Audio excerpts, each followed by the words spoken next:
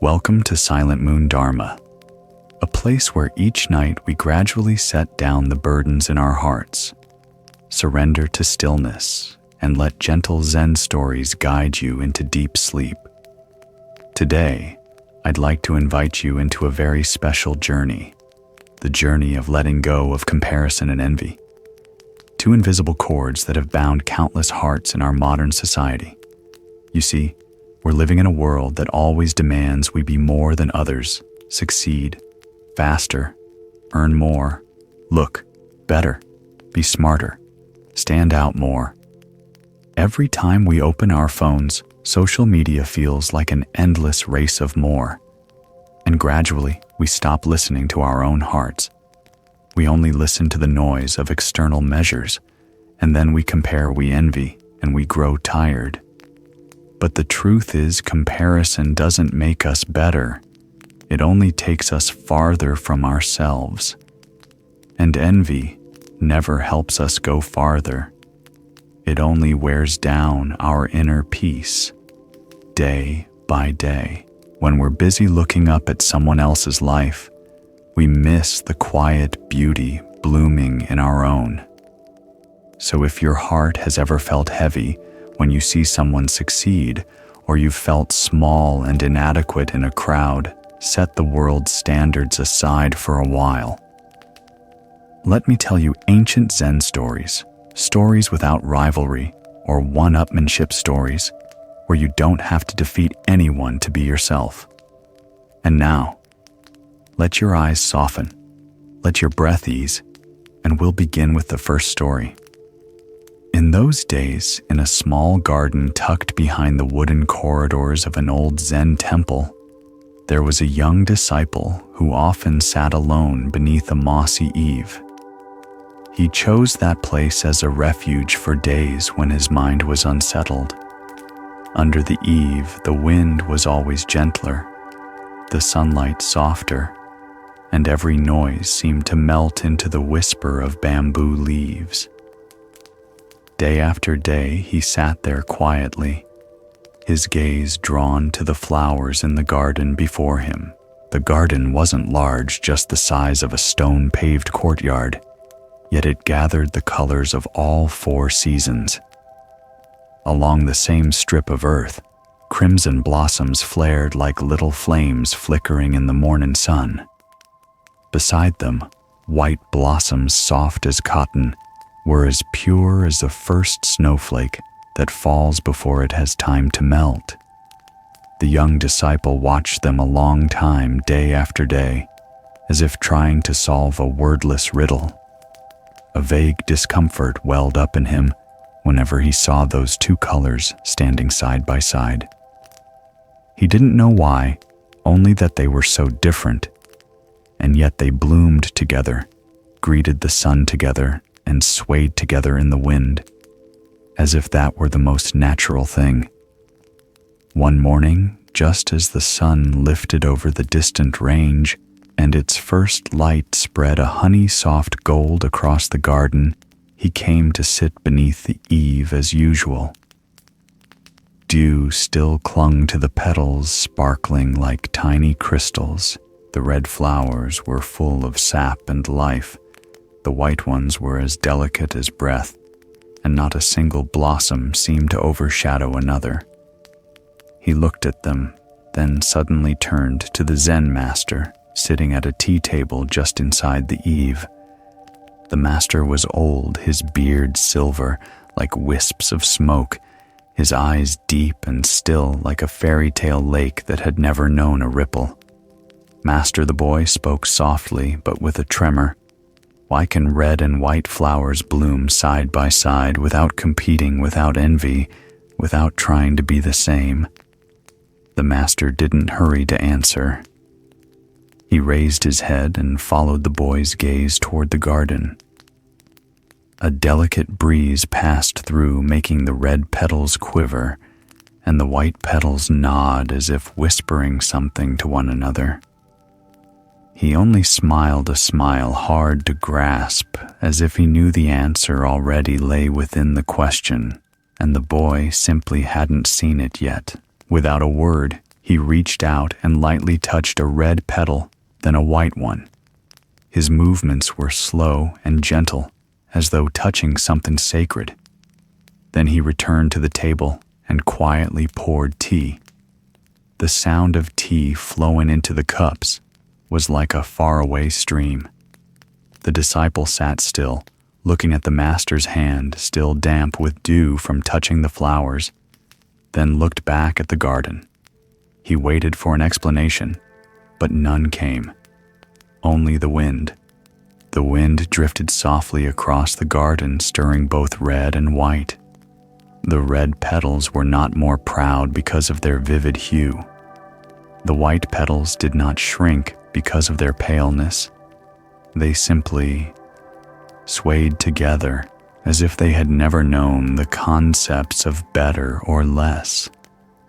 And in that moment, something in the boy's heart softened, as if he had just heard an answer that needed no words, as if the garden itself had spoken for the master in a language not of letters, but of the quiet presence of each flower.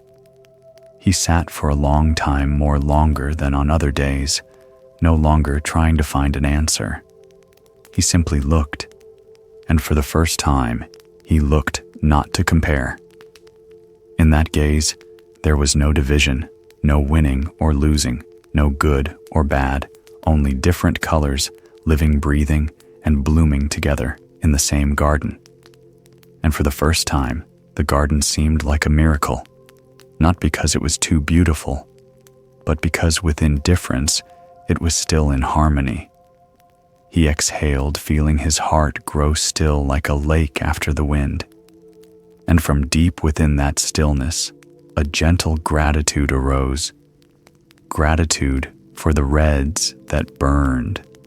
Gratitude for the whites that soothed. And gratitude for his own presence, even though he didn't yet fully understand who he was. That day, he asked nothing more. He simply sat by the eave, shared a cup of tea with his master, and together they kept silent like two flowers of different colors, still able to bloom beside each other. In the modern world, we grow up among rankings, competitions, and thick lists of achievements that stand like invisible walls around us. From the time we're very small, we hear words repeated like mantras. You must be better than others. You must stand out to be noticed. You must succeed to be worthy. Those words are like seeds sown into the mind that grow into a quiet obsession, the fear of falling behind, the fear of becoming invisible, the fear that unless we rise above someone, we have no value. So we begin to compare. We compare grades at school. We compare income at work. We compare appearance houses and the number of likes on social media. Each time we see someone go farther, our hearts tighten, not because they succeeded, but because we feel smaller. Gradually, life is no longer a journey of self-discovery, but a race with no finish line where we only look left and right to measure where we stand. But my friend, when we run too hard in that race, we forget something essential. Value doesn't come from being like someone else or surpassing them. A person's true worth lies in their uniqueness, in how they think, feel, love, and create the things only they can create. Look again at the garden in the old Zen temple, red blossoms blazing like fire, white blossoms gentle as the first snow. They don't fight to stand out. They don't try to change color to resemble each other. Their beauty doesn't depend on winning or losing, it lies in difference itself. Because there is red, the white seems purer. Because there is white, the red seems more ardent. And because both are present, the garden becomes complete. Life is the same. Each of us is a color of our own. When we try to standardize ourselves to fit some mold, we not only lose ourselves, but also take away the most precious thing we could offer the world, our uniqueness. You don't need uniformity to have value. You don't need to outshine someone to be worthy. You only need to be yourself, whole, truthful, and complete in your own way. Because when you stop comparing and racing, you can pause and live truly. And when you live truly, your value will naturally shine like the flowers in that Zen garden, the red still radiant, the white still pristine, and no blossom needing to become another to be cherished. I have seen too many people lose themselves just to resemble someone else. Some force themselves to speak and behave like a certain celebrity, every word and gesture carefully molded to be proper, as if their worth exists only when they become a copy of a popular model. Some live harshly to maintain a dream life on social media, waking each day afraid that if they don't shine like those photos, they'll be nothing. Some no longer dare to move at their own rhythm, afraid of being called odd, so they trim themselves down, erode their individuality, and hide what is most unique to them. And then they live like a faint shadow of another, always trying to catch up, always worried about being left behind, always running toward a finish line that isn't theirs. In the process, they don't realize that what makes each person precious is their irreplaceability. My friend, diversity is the foundation of creativity. Every innovation in this world is born of those who dare to walk a different path, think differently from the crowd, and be themselves, even if doubted, even if called strange. If all flowers were the same color, how dreary the garden would be. If all souls were cast from one mold, how dull life would become. It is the differing colors that create the world's vibrant picture. It is the non-uniform perspectives that open roads never before explored. It is those who hold their identity firm amid the pressure to conform who can bring forth what has never existed. Therefore, don't run from your differences. Nurture them.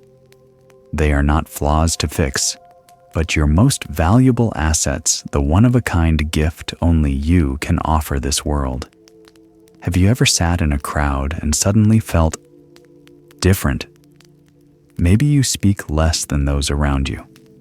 Maybe you're more sensitive, more profound, or more quiet. And then hearing others laugh loudly, seeing them step forward with confidence, a sharp question flashes through your mind. Is something wrong with me? No, you are not wrong. You're simply blooming in your own way. This world doesn't need everyone to be alike. It doesn't need everyone to speak loudly, walk fast, or live boisterously. Some people are bright sunlight, others are gentle shade. Both are necessary for life's balance. If all were the sun, who would be the canopies that shield others from the heat? What makes you feel different may be precisely what makes your value special. The question isn't whether you blend in like others, but whether you cherish yourself. Stop comparing so you can learn to love yourself.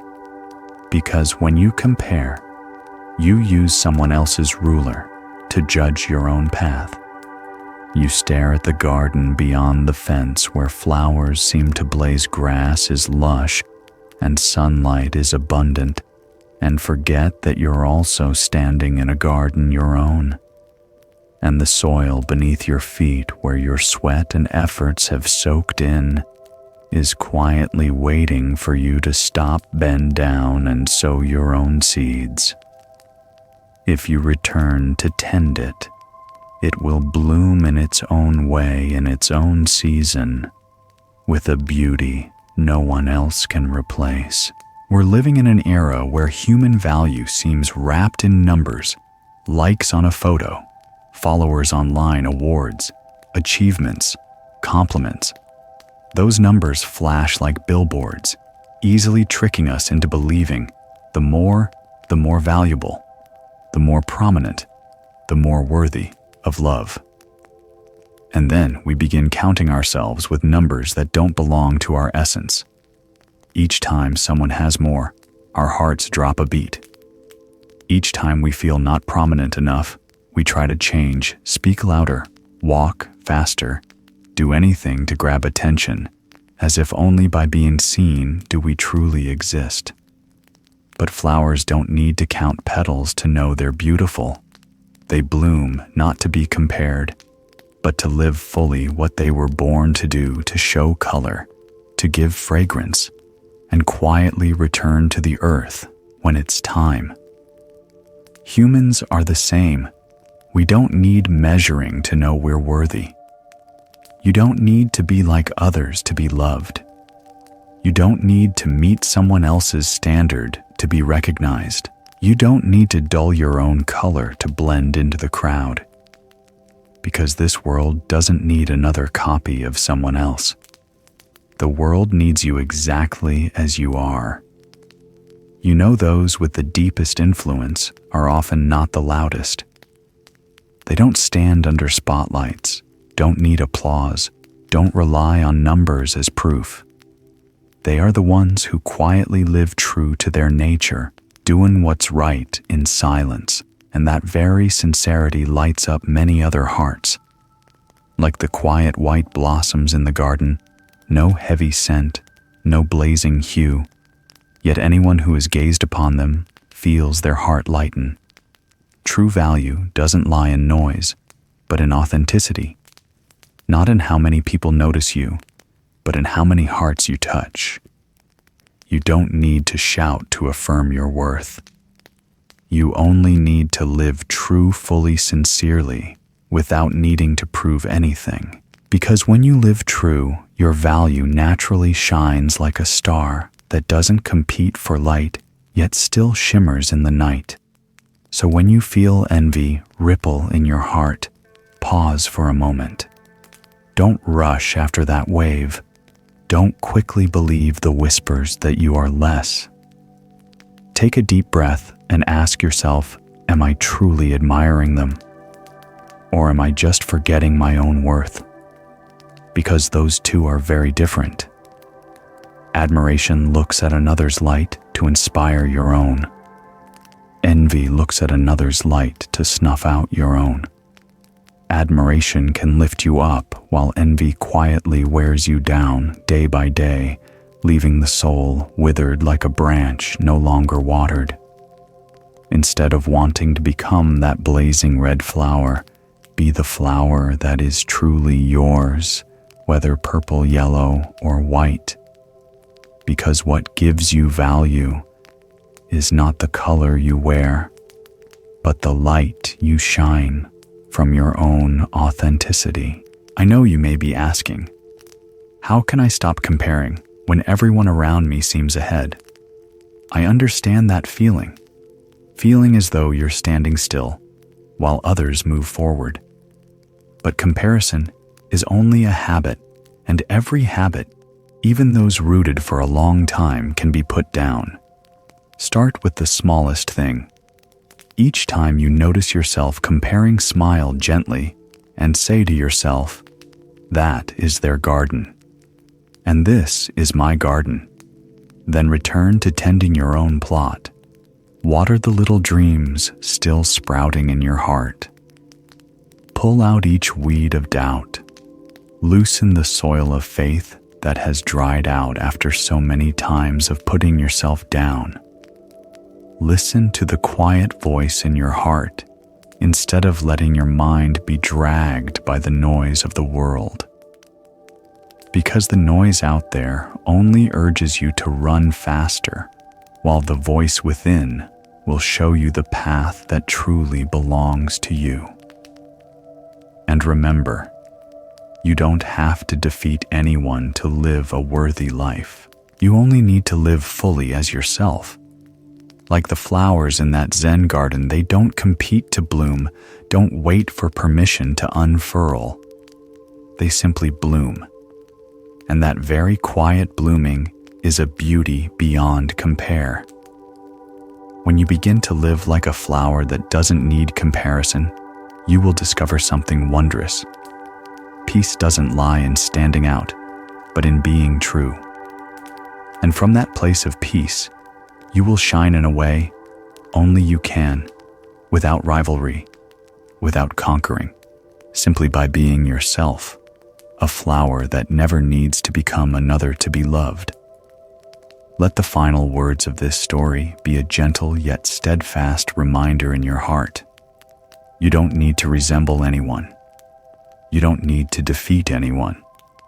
You were not born to be a copy of anyone, and your worth has never needed the world's permission to exist. Those outside measures, success, beauty, fame, are only temporary molds that society creates and then changes. If you let them carry you away, you'll be swept into a race without a finish line, running farther and farther from yourself. The only thing you need is to be you, whole and sincere, unwarped by comparison or pressure to conform.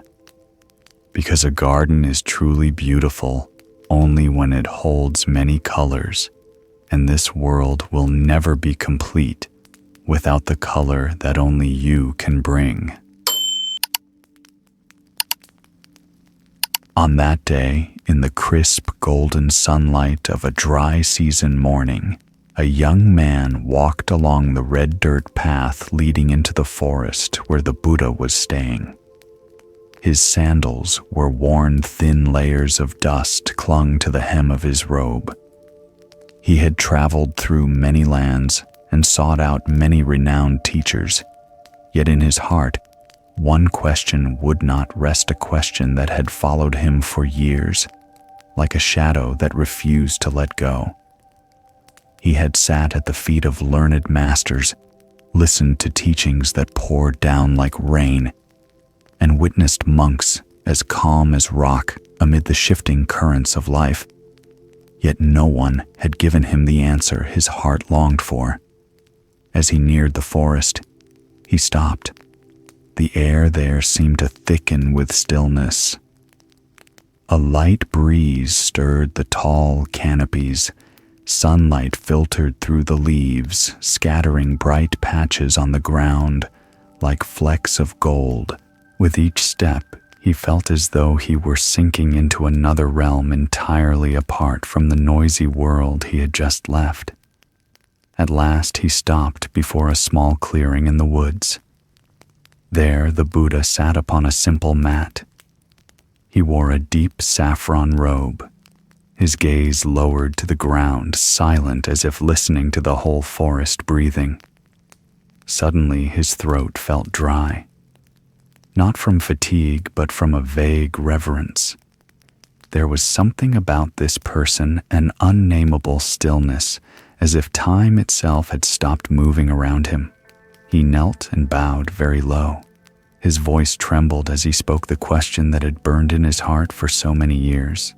Lord, please tell me, who is the most noble person in this world, who stands above everyone else? After he asked, he looked up, eyes taut with expectation. In his mind, images flickered, mighty kings, brilliant scholars, commanders of vast armies, or revered sages admired everywhere. He imagined the Buddha would describe someone like that, someone who had defeated all and stood above all. But the Buddha did not answer at once. He simply lifted his head, his eyes quiet and deep like a rippleless lake, and looked straight into the young man's eyes. In that moment, the young man felt as if all his outer garments, ambition, rivalry, pride, suddenly grew thin, almost transparent under that gaze. Then, in a low, gentle voice, the Buddha spoke. The one who has let go of the habit of comparing. That was all. No explanation, no analysis, no measuring one person against another. He stood, brushed his robe lightly, and turned to walk into the deeper forest, moving like a passing breeze, leaving not a sound. The young man remained kneeling motionless, as if frozen. The answer was too short, too simple, and too foreign to everything he had believed. He had expected a teaching about superiority, about how to become great, a secret to standing taller than others. But what he received was a teaching that erased every better and worse. He sat there dazed for a long time, until the sun had climbed above the treetops, casting bright beams across the clearing. Somewhere forest birds called crisp and unbothered. "Let go of the habit of comparing," he murmured as if tasting each word. All his life until now had revolved around comparison, measuring himself against friends, fellow students, former teachers, those more successful, more praised. He had lived as if life were a sheer cliff where only those who climbed higher were worthy. And now, with a single sentence, that whole mountain had collapsed. In his dizziness, he suddenly heard the wind moving through the bamboo grove. The bamboo leaves did not contend for height. They only bowed and brushed each other lightly, like old friends whispering. He looked around. Tall trees cast shade for smaller ones.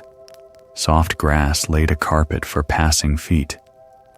Nothing seemed to be standing above all, and yet everything together made the forest beautiful. A lightness entered his chest, gentle as cool water.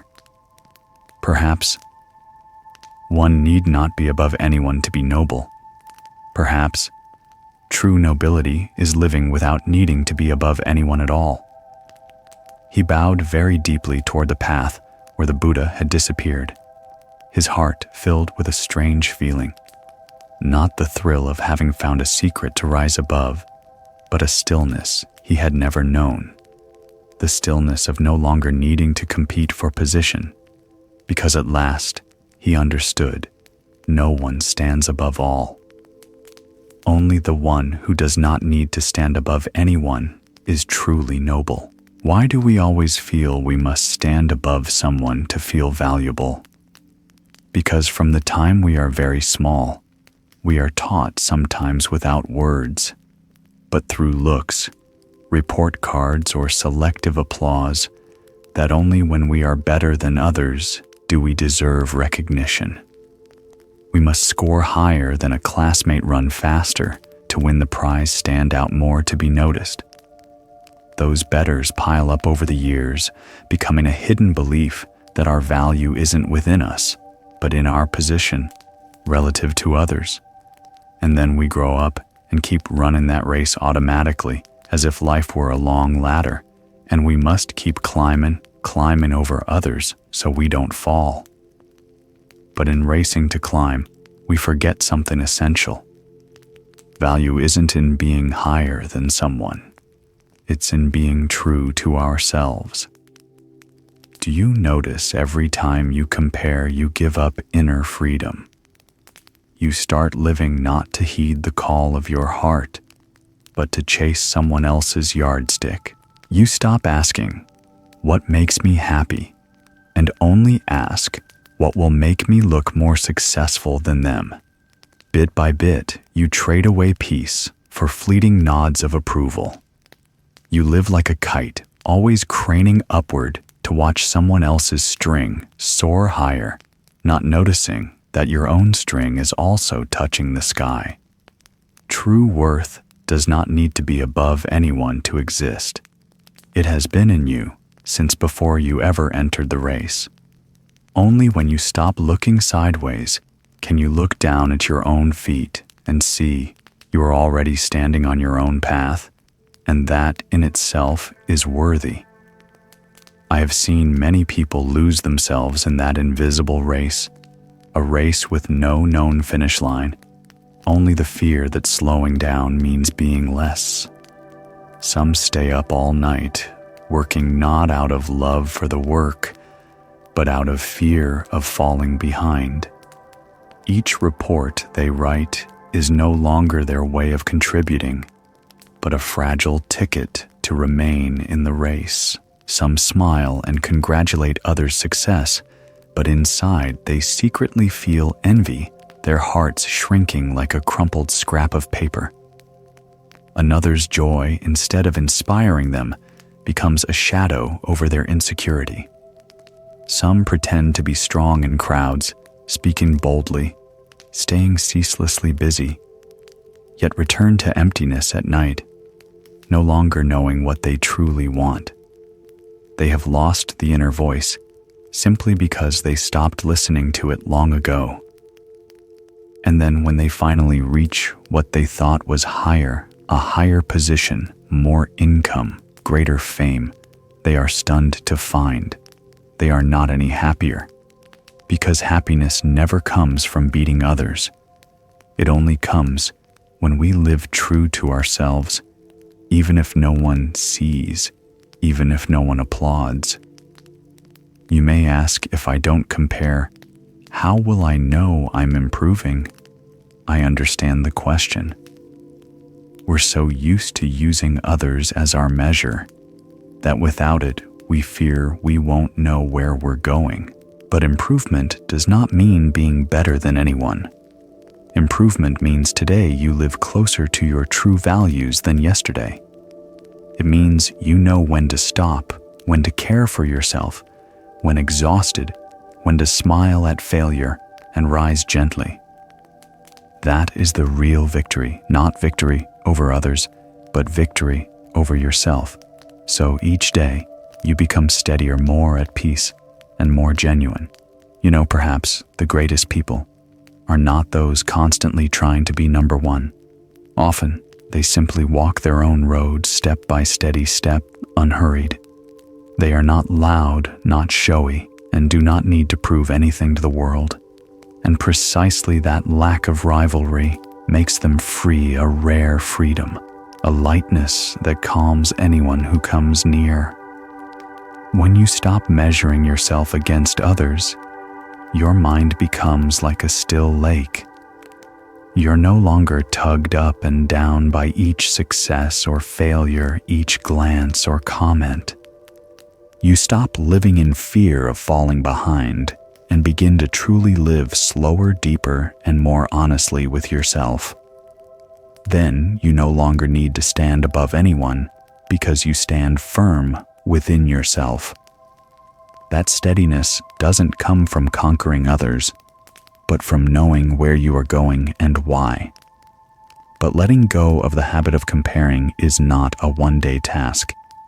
It is a journey inward, to dare to ask, what do I truly want, not what do they want from me?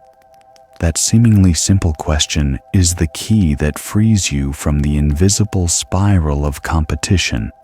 When you know what you want, you no longer have to chase what others want. You no longer need to walk faster than anyone sees anyone's place or defeat anyone. You only need to return to your own rightful place. And whenever you notice yourself starting to compare, gently pause. Take a deep breath. Then say quietly, their life is theirs. My life is mine. After that, keep walking, not fast, not slow, not looking around to see who's ahead or behind, just quietly walking your own path, because that is the only place you truly belong. In the end, you don't need to be higher than anyone to live a worthy life. You don't need to be more to be loved. You don't need to defeat anyone to find peace. We have been taught to believe our value lies in our position on life's invisible rankings, where people count achievements, titles, income, appearance, or prominence. So we keep running afraid of falling behind, afraid we're not good enough unless we surpass someone. We place ourselves in nameless races where every victory leaves us more exhausted and every failure seems to push us to the bottom of self-doubt. But the truth is, a life worth living isn't measured by how many people you stand above, but by whether you are living true to yourself.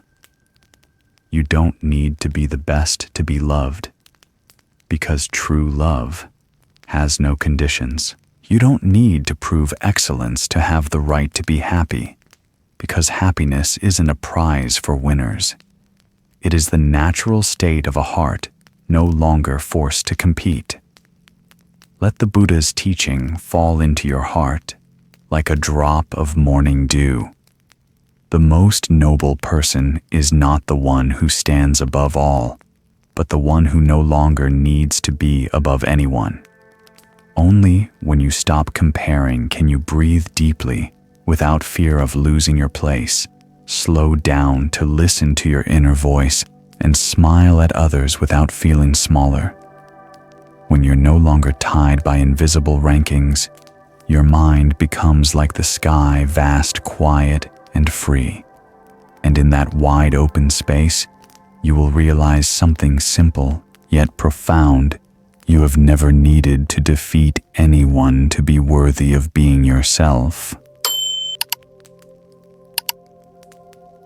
Back then, in a classroom with old tiled roofing, the sound of dry chalk against the blackboard fell like a very light rain. The young student sat at the third desk, right by the window. From there, he could see a ray of sunlight that always crept onto the desk in the morning, passing over his grid-lined notebook that still smelled of fresh paper. He was diligent, intelligent, once praised by the teacher for his carefulness. Everything was as calm as an early autumn lake, until the day a new classmate transferred in. That classmate sat at the desk right next to him. Their handwriting was round and even like grains of rice, not a single stray stroke. The moment the teacher finished reading a math problem, their hand had already completed the rough work. As soon as a literature question was posed, they answered right away, voice clear and fluent, as if prepared a week in advance. From that day on, the young student's eyes no longer stuck to the blackboard. It was as if a magnet kept pulling them toward the desk beside him. Every time the teacher nodded in praise, the boy's heart tightened like a cord pulled too hard. Each time the classmate got something right, he would hunch over and look for a tiny mistake, a late period, a slightly slanted stroke to restore the balance in his mind. The teacher's lecture receded, thinned out like a bell sounding through 2 layers of mist. Closer, clearer was the sound of envy growling in his chest, hot and heavy. One day during recess, the teacher asked him to stay. The noisy schoolyard drifted past the doorway. Almond leaves trembled like little hands. The teacher poured him a glass of water and said gently, "Why are you upset?" He lowered his head, the chip on the rim of the cup clearly visible. "Because they're better than me." The teacher was silent. The pause lasted long enough for him to hear the clock hand tick. Then the teacher smiled, the wrinkles at the corners of his eyes gathering kindly. "Then why don't you learn from them, instead of being jealous?" The words fell into him like a clear drop of water landing right on the blazing flame. It didn't flare out all at once, but the flame drew back, wavered as if hesitating over whether to keep burning. He looked up. The teacher wasn't looking at him with reproach. He looked as if he had just opened a small door, and the rest was whether the boy dared to step through. That afternoon, when he returned to his seat, he quietly observed again. The classmate next to him didn't rush through problems. They stepped back a beat, checked each step, underlined the given information with a pencil, wrote out the solution in words before setting down the calculations. For the essay, they didn't dive into pretty phrases. They made an outline with a few small arrows. Those details he had never noticed them before, or hadn't wanted to.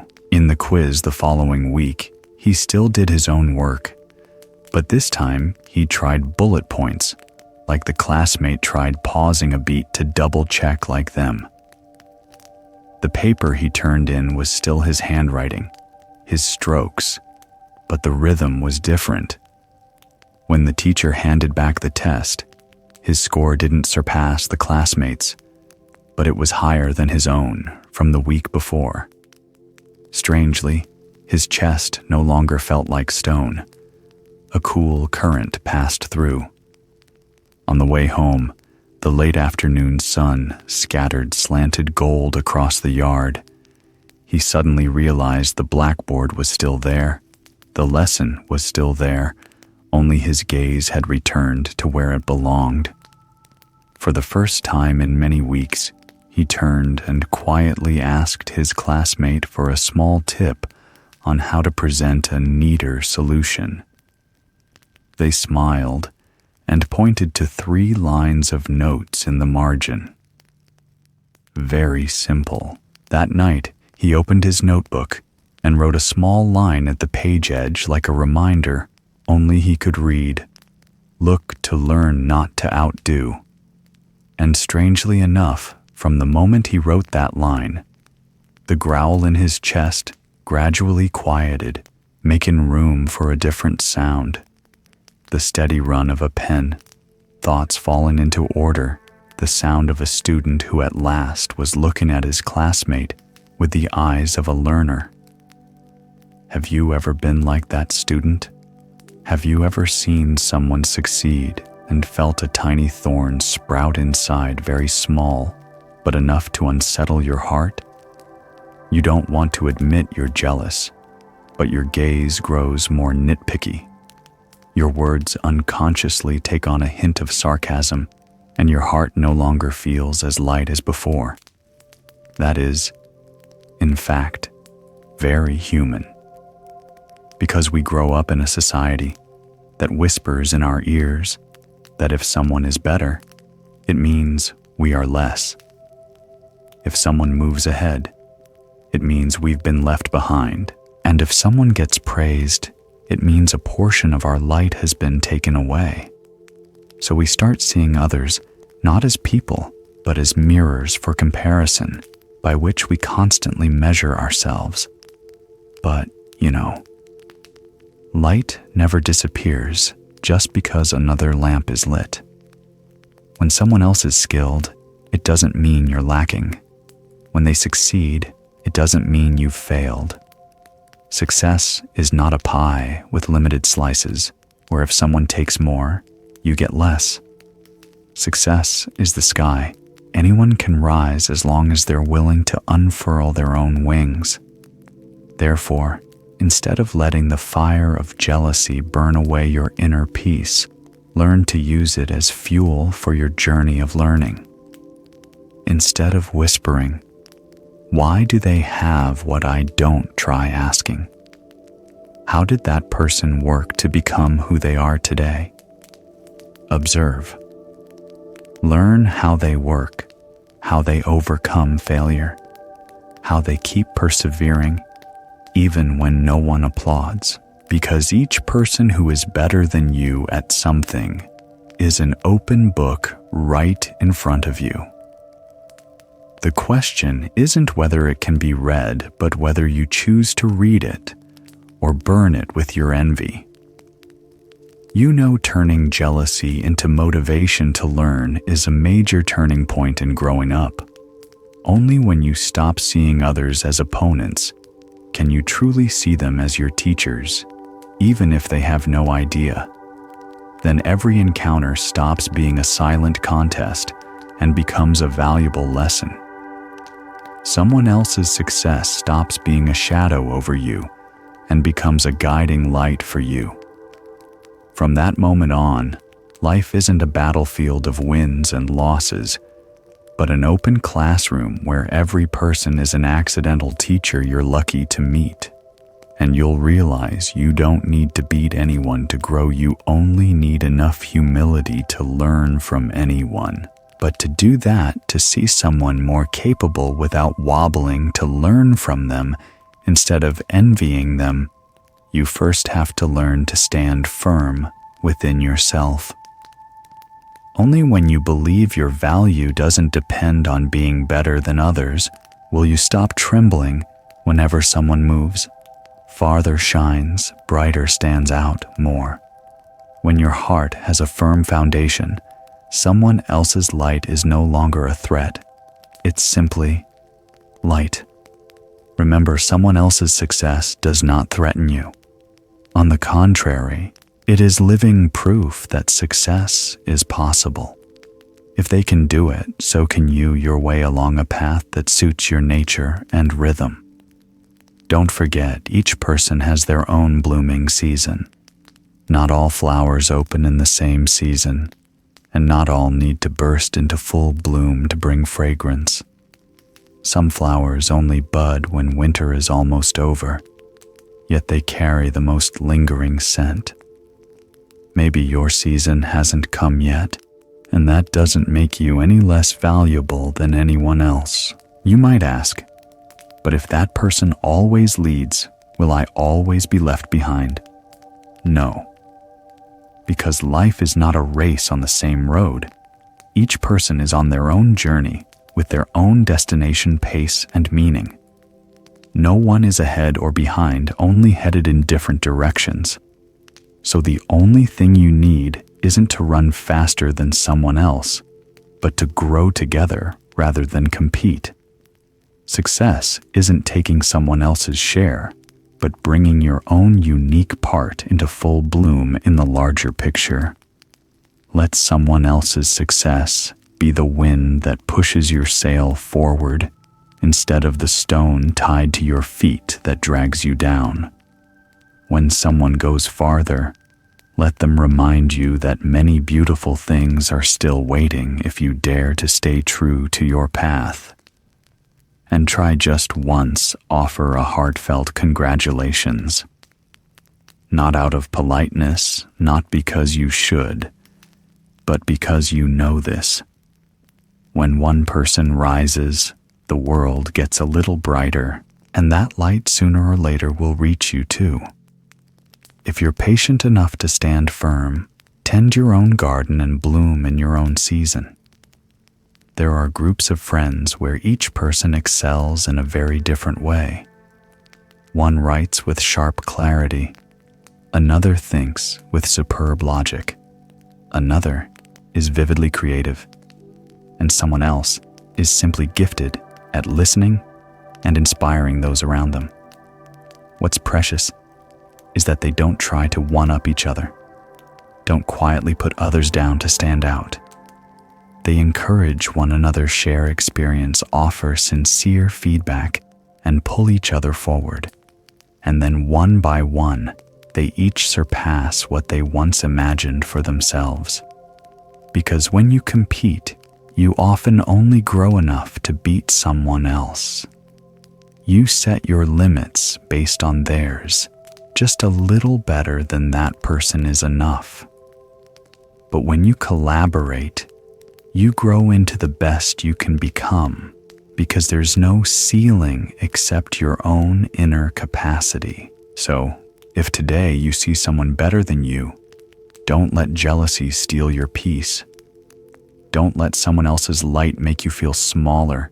Let it remind you that light is already within you too, just waiting to be lit. Smile, bow to learn, then return to tending your own path. You don't need to go faster than anyone, only in the right direction without stopping. Because what's frightening isn't moving slowly, but stopping because you're too busy watching someone else's road. Remember, You were not born to be a copy of anyone. You were born to become the fullest version of yourself. And that version cannot blossom if you keep staring at someone else's garden instead of tending each small patch of your own. One day when you look back, you'll realize the person who once made you jealous actually helped you grow without meaning to. They didn't block you. They simply stood there so you could see you could fly too. And then you'll understand something very simple yet profound. Success is not being above others, but no longer needing to be above anyone. You don't need to win to move forward together. You don't need to put someone down to rise. You only need to join hands and go on like stars that don't compete for light, quietly shining together to brighten the whole sky. There's a story that seems small, but it touches the quiet pain of so many people in today's world where edited photos can make us forget our own true worth. Back then, on a pine-covered hillside, there was a small Zen temple tucked behind a row of bamboo. Wind rose from the valley carrying the smell of damp earth and the distant sound of bells like drops of dew falling in the morning. People came there to learn to sit still, to practice breathing, to leave the noise of life behind. And among those calm faces, there was always a young woman who appeared and disappeared quietly, like a bird's shadow passing across a window. Each time she came, she always chose the mat in the far corner, where the sunlight didn't reach, where she could hear only her own breath. She sat close to the wall, hands woven together, eyes not daring to look directly at anyone. In the meditation class, when everyone relaxed their shoulders and lowered their lids, she lowered hers even more, bowing her head so far her neck ached, as if the moment she raised it, she would be seen and judged by her own eyes. The temple had an old wooden door that creaked like the whisper of time whenever it opened. Beyond it was the classroom. The old Zen master sat at the front, his back straight like a pine trunk, his voice slow, each word dropping like small pebbles tapping the surface of water. He had never called her name, never once caught her gaze. But each time she stepped across the veranda, he tilted his head slightly, like a leaf nodding gently to the wind. One day the clouds hung lower than usual, and the temple smelled warmly of pine wood. Class ended, and the students drifted off like thin smoke. Only the birds remained in the courtyard, urging on the midday sun. The young woman stood up, hesitated, then sat back down. Her hands trembled as they touched the edge of the mat. She drew a long breath as if gathering the last of the day's courage and walked toward the master. "Master." Her voice was as small as a thread. "I know I'm not as beautiful as other women. Every time I look at them, I feel small, invisible, and meaningless." Her last words seemed to break open. There were no tears, only a weariness clear along her fine nose and narrow shoulders, as if she had just come through a long, uphill season. The Zen master looked at her for a while, not rushing to comfort. The silence between them wandered like a cat that knows its way home. Then he turned and slowly walked toward the back of the temple. She followed, still bowing her head, hearing the whisper of his straw sandals over stone, like the sound of leaves falling. Behind the temple was a garden few people visited. A bamboo fence curved softly, encircling flower beds tended with care. There, every season felt like the height of blooming flowers, red as dying embers, yellow as gathered drops of sunlight, white as a flurry of cotton in a fairy tale, and here and there a few purple buds, thin as evening smoke. Bees droned like cheerful notes.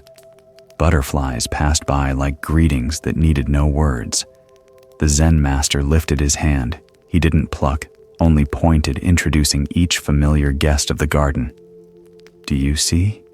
His voice low and warm. "No flower is like another, and yet each gives its fragrance." He paused and looked at her.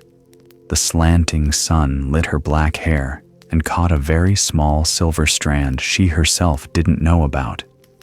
In that moment, she felt something quietly crack inside, not pain, but the thin shell of an old belief touched by light. "Flowers don't have to be the same to be fragrant," he said, slow and clear. "And neither do you." That sentence, so simple there was nothing to cling to, fell into her like the first rain of summer. It didn't tear open the heavy sky. It simply set a small, cool circle on the hot ground, enough for the scent of grass to rise enough to remind one that somewhere the earth was still wet. She looked at the clusters of flowers. A red blossom lifted a face level proud, without a hint of showiness. A white blossom opened close to the ground, short-stemmed but full-petaled, so pure that even the passing light turned gentle. A yellow blossom had half its face shaded by a leaf, and still the bees found it. She leaned closer without thinking. Indeed, they were fragrant in different ways. The red was warm and deep, the white cool as water, the yellow crisp as ripe skin. No scent tried to drown out another. They simply coexisted like different verses within the same song. "Master." She raised her head, her eyes meeting his for the first time. "If flowers don't need to be alike, why do I keep wanting to resemble someone else?" The Zen master didn't answer. He stepped over to an empty plot in the corner where the soil was dark and had been freshly turned. On its surface, a single seed had just sent up a small leaf so green it seemed it would stain your fingers to the touch. "Do you see it?" he asked. "Yes." "Is it beautiful?" She hesitated. "A small spindly sprout with an ant climbing over it. How could you call that beautiful? I don't know yet. And yet I see it as beautiful, because it is exactly in its season, the season of sprouting. Tomorrow, it will be different. Next week, different again. A month from now, it may still be close to the ground, but its fragrance will already be forming inside the stem. When it's ready, it will bloom, not early, not late." The Zen master lifted his gaze, his eyes holding a sky full of patience that young people rarely understand. People suffer because they want to bloom in someone else's season. She stood still. All those days spent bowing her head before faces more beautiful than hers. All those nights staring at herself in the cold light of a screen. All the times trying to cover dark spots, cover fears, suddenly lined up before her. She didn't hate them, those women who had unintentionally become mirrors in which she hurt herself. She simply felt a sudden tenderness for the little sprout inside her that had been stepped on so many times. A thin wind passed, making the white petals tremble. The sunlight trembled too. And in that blink of a moment, she caught a faint fragrance like the smell of newly opened paper mixed with sun-warmed air. She looked down at her hands.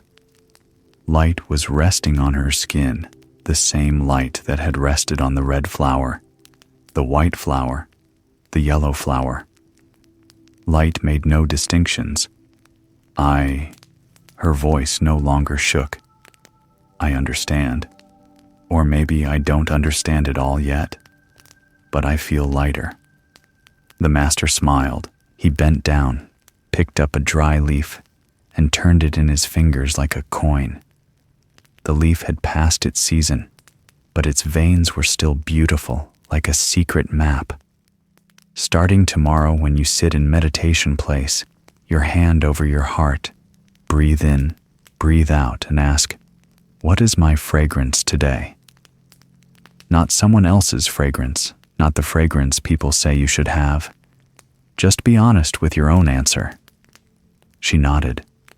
The vague noises in her head, comparisons, measurements, rankings seemed pushed a ring farther away.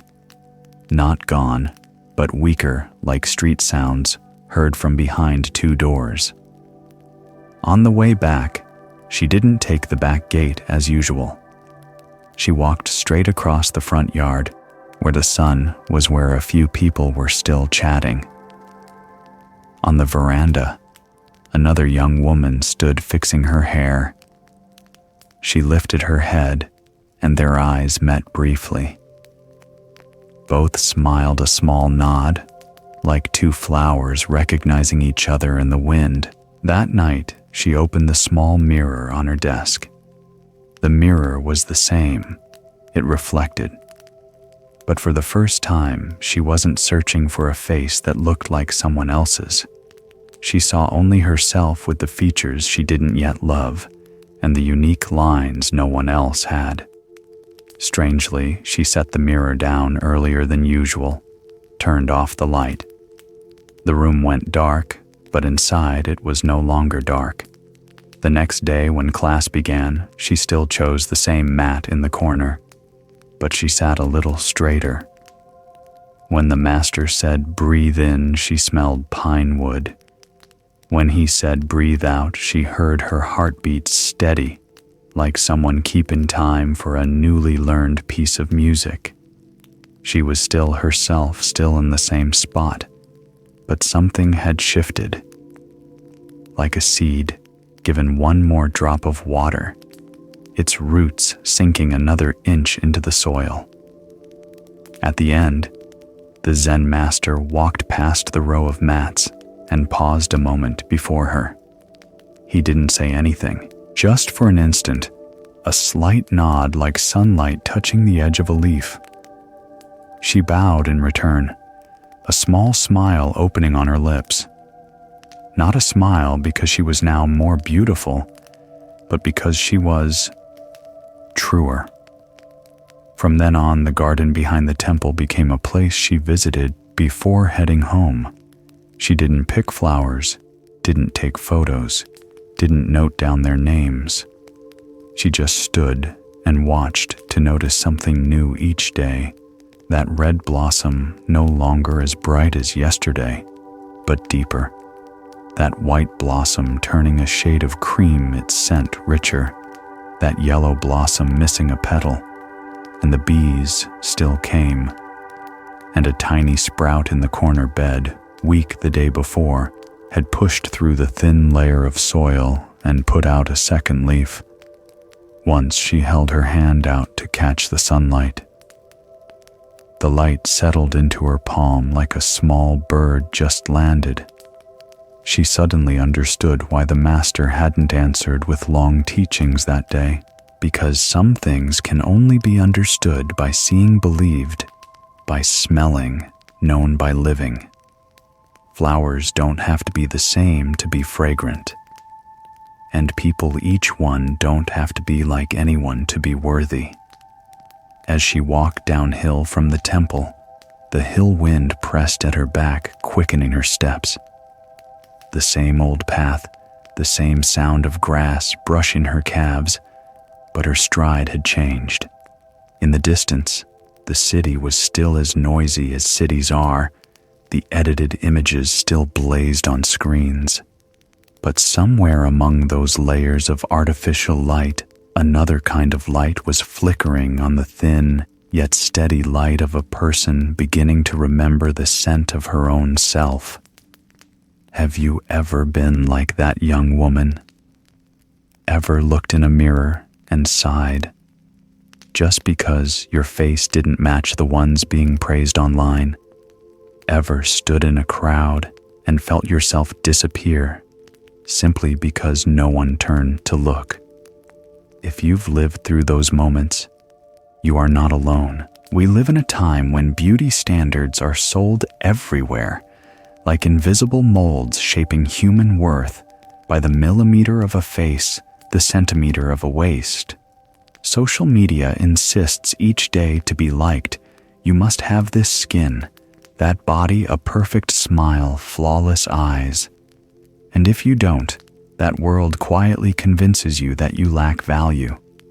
But you know, beauty standards are a social illusion. They change with time, with culture, with passing tastes. Things mocked yesterday can become today's aesthetic ideal. And what's celebrated now may be forgotten a few years later. Meanwhile, true beauty never goes out of style because it doesn't live in someone else's gaze, but in the light you shine from within.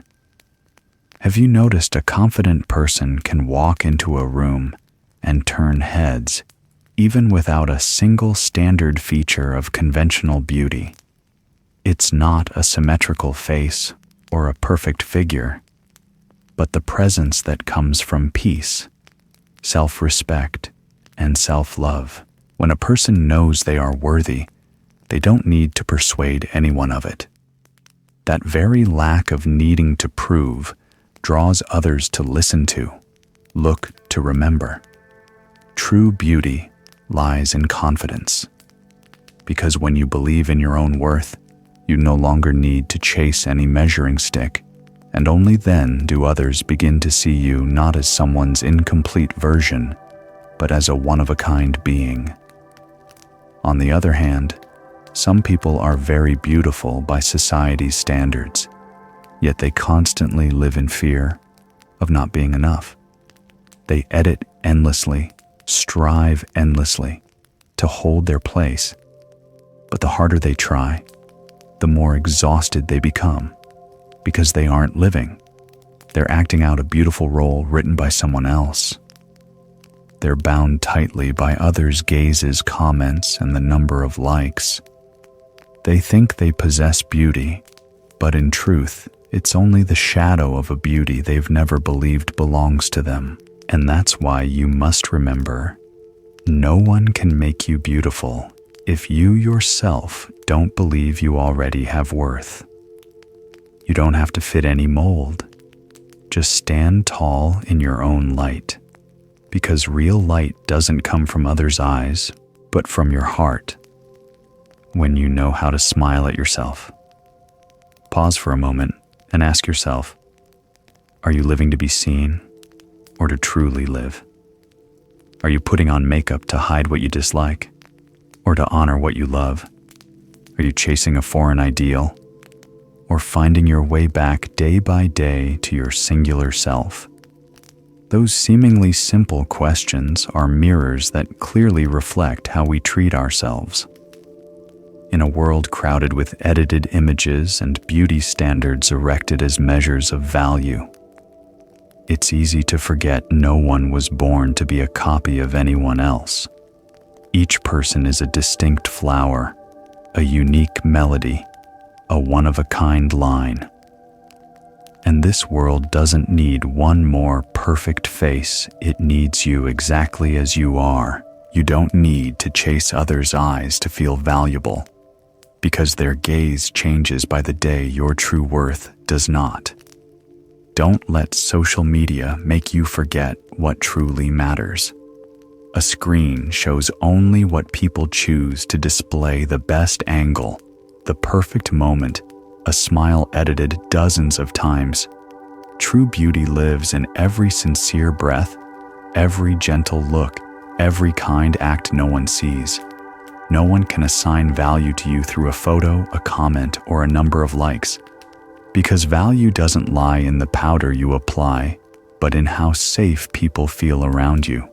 Treasure inner worth more than appearance, because outer beauty fades with time, but a kind soul, a sincere heart, and deep wisdom endure and grow more radiant.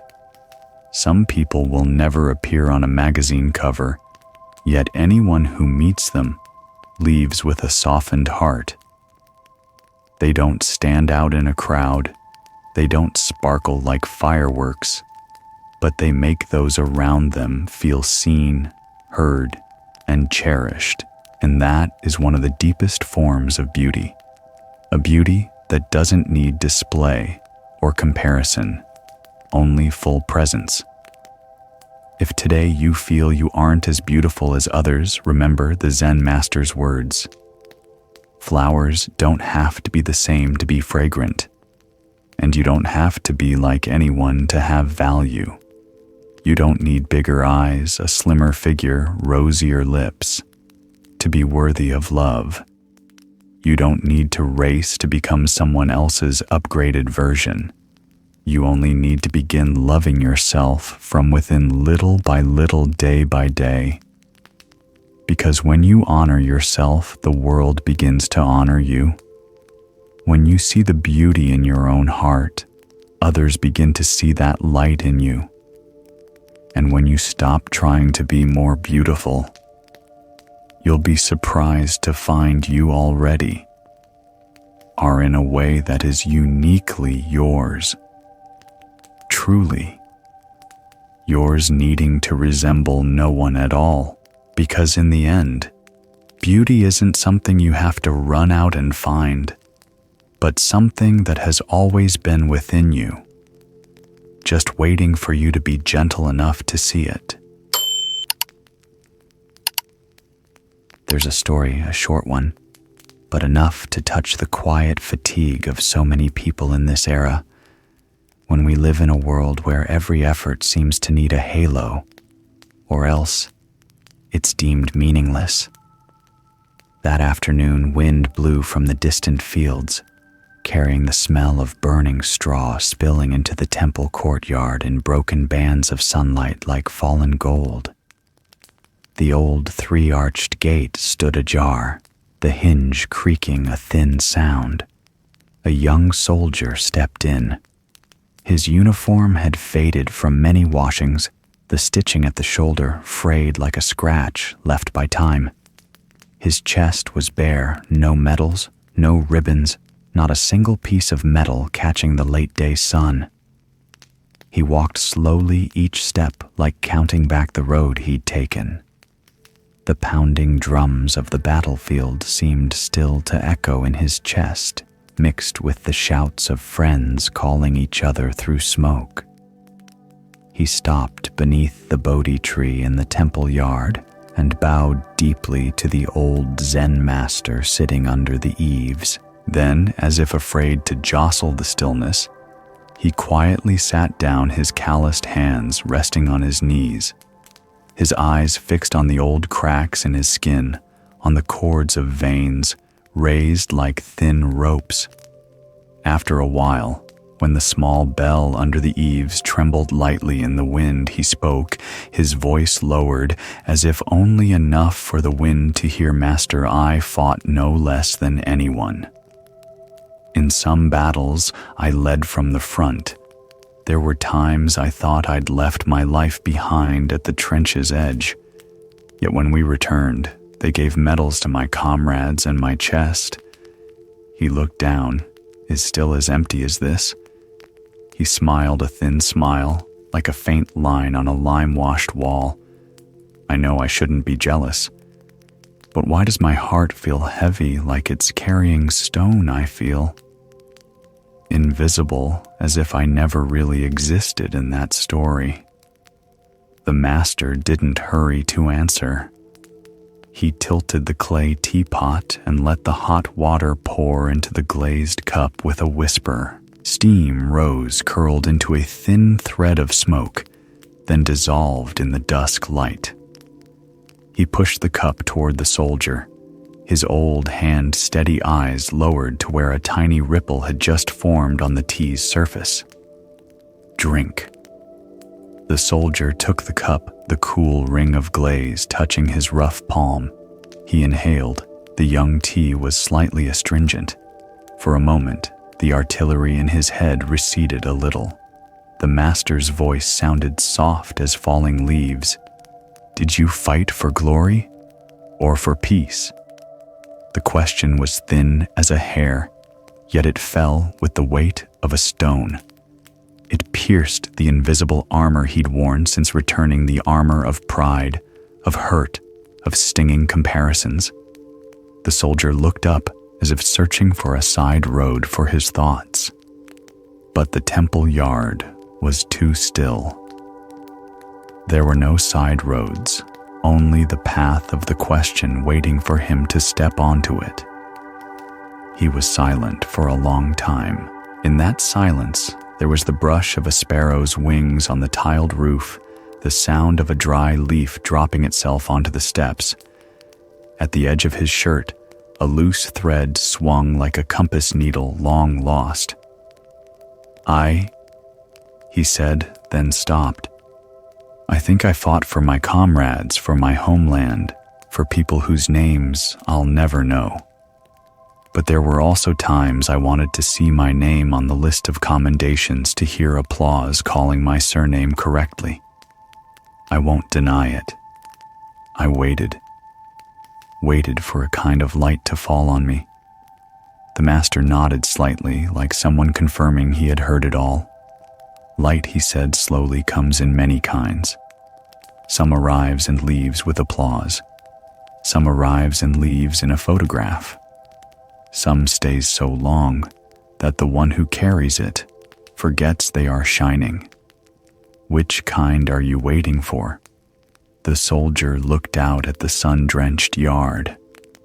A line of ants crossed the light, no one wearing medals, no one walking ahead to receive praise. He chuckled, a brief laugh that lightened something pressing on his chest. I don't know, master. Maybe I'm waiting for proof that what I did mattered. The master lifted his cup and watched the small whirl of water where his finger had touched it. Then he set it down, the soft tap, like a modest period at the end of a sentence. There's proof that lies outside, he said, and proof that lies only inside. A medal is outside proof. It's precious, but it doesn't tell the whole story. There's another kind at night, when you close your eyes and your chest feels light. In the morning, when you stand straight and your heart is at ease. That is proof no one gives, no one can take, and it doesn't chip or rust. Wind moved the chime hanging at the corner of the eaves, ringing a thin note. The soldier set the cup down, his fingers interlaced. Suddenly, he remembered one rainy night he'd carried a wounded comrade across a trench filled with mud. The next morning, the man opened his eyes, gripped his hand tightly, unable to speak. In that moment, his chest had been light, and for a very long time, he didn't need anyone to know. When he wondered aloud, not to anyone, did I forget that feeling? The master stood slowly. He stepped into the yard and picked up a bodhi leaf fallen at the tree's base. It had turned yellow, its veins fine as an old man's handwriting. He held it up to the light. Look, this leaf has passed its season. It falls without noise and asks for no applause, but it fed the tree for a long season. When needed, it was green. When enough, it turned yellow.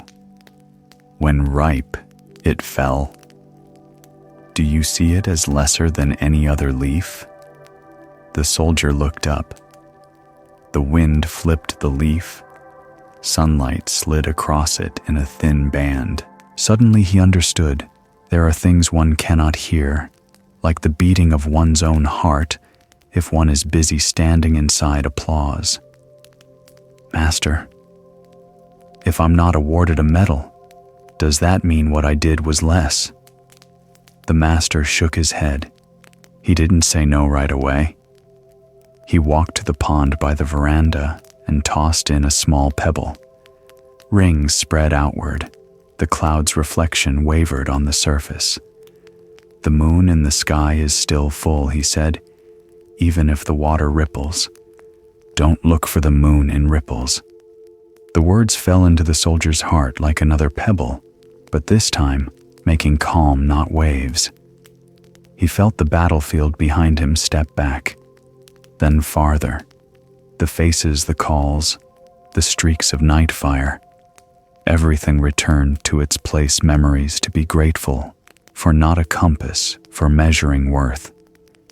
Then, what should I do with this emptiness? He asked honestly. It keeps coming like wind through a thin shirt.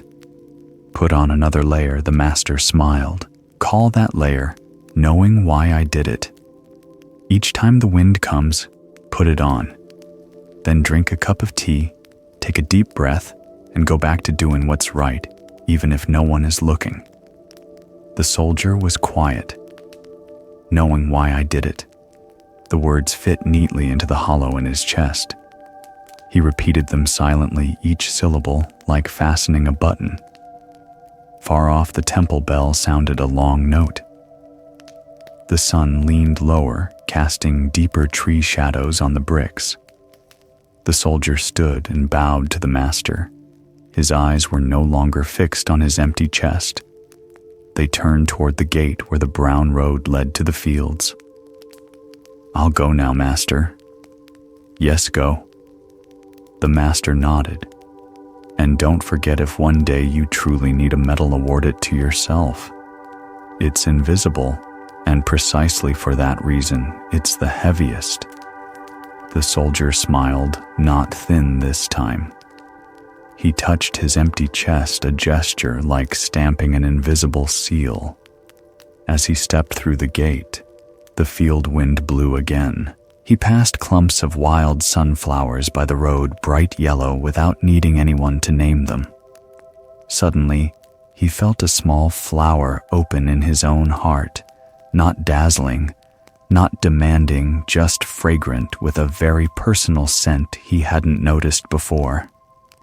That night, he returned to his small rented room and hung his faded jacket on a wooden hook. There was no applause to greet him, no flashbulbs, only the steady whir of a fan and moonlight pooling on the floor like milk. He sat down, opened an old notebook, and wrote a line. Today, I remembered the reason. Then he closed it. It had been a long time since he'd fallen asleep so quickly. The next morning, he woke earlier than usual. As he buttoned his collar, he glanced in the mirror. It reflected a sun-darkened face, a few small scars along the jaw, eyes made deeper by sleepless nights. But beneath it all, in his gaze, there was a gentle light that had just switched on, the kind that doesn't need applause to exist. Outside, a new day began. The tasks ahead were as many as ever, but the invisible armor on his shoulders had grown lighter, and at the center of that metalless chest, there was an imprint that only one person could see himself. Have you ever felt like that soldier? Have you ever poured all your effort, all your time, all your heart into something, and when it was done, no one knew, no one praised you, no one remembered your name? And then, in the final silence, you sat in a familiar room, looked at the hands calloused by effort, and wondered, so all of that, what was it for? We live in a society obsessed with fame, certificates, and achievements. From the time we were very young, we were taught do well, and you must be praised. No praise means not good enough. Gradually, we stop doing what's right and do only what the spotlight will reach. We forget that the most precious things often happen in quiet, where there's no applause, no cameras, no stage. But listen, accomplishments are not the measure of worth. True worth doesn't lie in a medal pinned to someone's chest, but in every drop of sweat they shed in silence. A medal can blaze under bright lights, but a steady heart is what keeps shining in the dark. There are many people like you working quietly, carrying burdens, making sacrifices without show. They don't appear at award ceremonies, they aren't on magazine covers, they don't get ovations. Yet without them, an entire team would collapse. Without them, those being praised couldn't stand firm enough to shine. You know, such people are the foundation.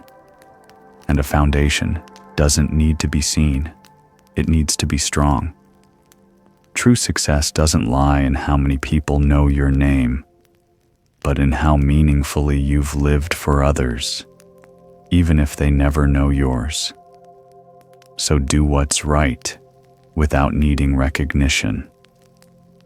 What's right doesn't become right because it's praised. Like the sun, it doesn't need applause to rise or praise to shine. It simply does its work every day without tiring. So do you. You don't need a halo to have value. You only need to do what's right, because it's right not for medals, not for applause, not for acknowledgement. Because applause will fade, news feeds will scroll on, and ovations given today will be for someone else tomorrow. But the peace that comes from knowing you've lived rightly, that will stay with you for life. You may be thinking, but if I'm not recognized, how will anyone know I tried? I understand. Everyone needs to be seen, acknowledged, and appreciated. But the most important recognition has to come from you. If you can't see your own worth, then even if the whole world cheers, you'll still feel empty. Conversely, if you know you gave your all, then even if no one notices, you'll still stand firm. The greatest pride is knowing yourself that you tried, because no one else can fully understand the path you've walked except you. No one knows the nights you wrestled with doubt, the times you almost quit, the moments you kept going, except your own heart. And that is what matters most to live, so that you yourself know you lived rightly, not to live hoping others will confirm you shone enough. Have you ever stood before a mirror and suddenly asked yourself, do the things I'm doing really matter?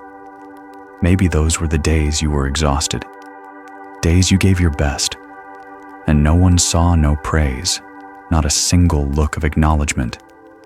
In that silence, you began to doubt yourself. Am I wasting my time? Are all these efforts for nothing? But they're not.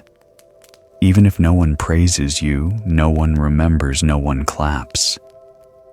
The fact that you didn't give up is already a victory. The fact that you didn't choose the easy road is already a triumph. Each day you keep going without cheerleaders.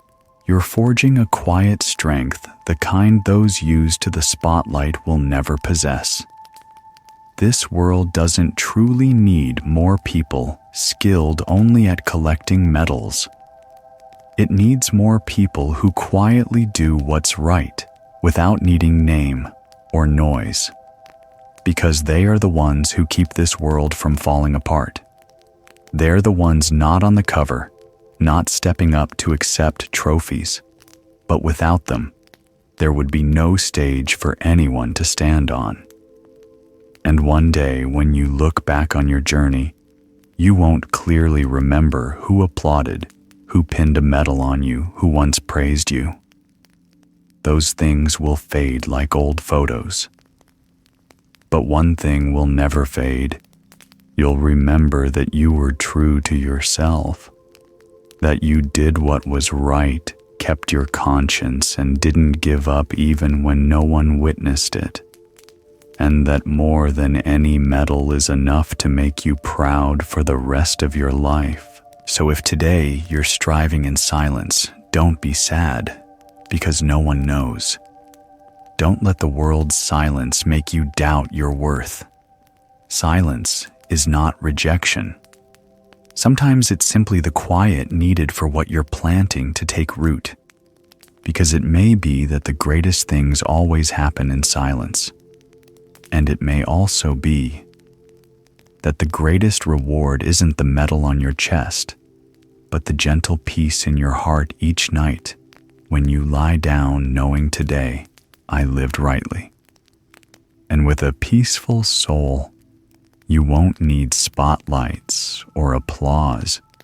You'll still shine in a way that's wholly yours, very quiet, yet enough to illuminate your whole life. Dusk settled slowly over the valley. The sun, like a ripe tangerine, hung above the mountain ridge, casting scorched golden streaks across the fields. A small river curved behind the bamboo hedges, the water drifting lazily, flashing a silver glint now and then when a fish flicked its tail. On the edge of the dike, a young farmer stood still, leaning on his hoe eyes, fixed on the neighboring plots, green as fresh silk.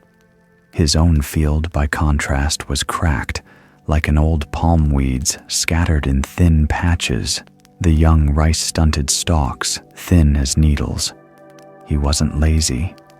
When the sky still held a scatter of stars, he got up lit. The stove gulped a bowl of cold porridge, slung a pair of shoulder buckets, and headed to the fields while dew still clung to the grass banks. He plowed, harrowed, sowed, transplanted. When the sun rose, sweat ran in streams. At noon, he sheltered under straw, chewed a handful of rice, and worked on until dusk smeared red across the rim of the sky before ambling home. Yet this season, his land seemed to be hiding its water somewhere. The rice rows were sparse, huddled together, afraid to reach up. Whenever he stood on the dike and looked at the field next door, his chest felt heavy as if weighed with stone. The wind blowing up from the valley was cool, but it couldn't slip through the layer of sorrow pressing on his ribs. He sighed, the sound blending with frogs and crickets just beginning to call for rain. Why is my field always worse than everyone else's? At first, that question was only a sigh. Gradually, it became a shadow standing beside him every evening. He began watering his own rows less so he'd have time to stand and watch. Each morning, instead of walking the banks to pull weeds, he rested his chin on the hoe handle and glanced over what fertilizer they used, how deep they plowed, how they brought in water.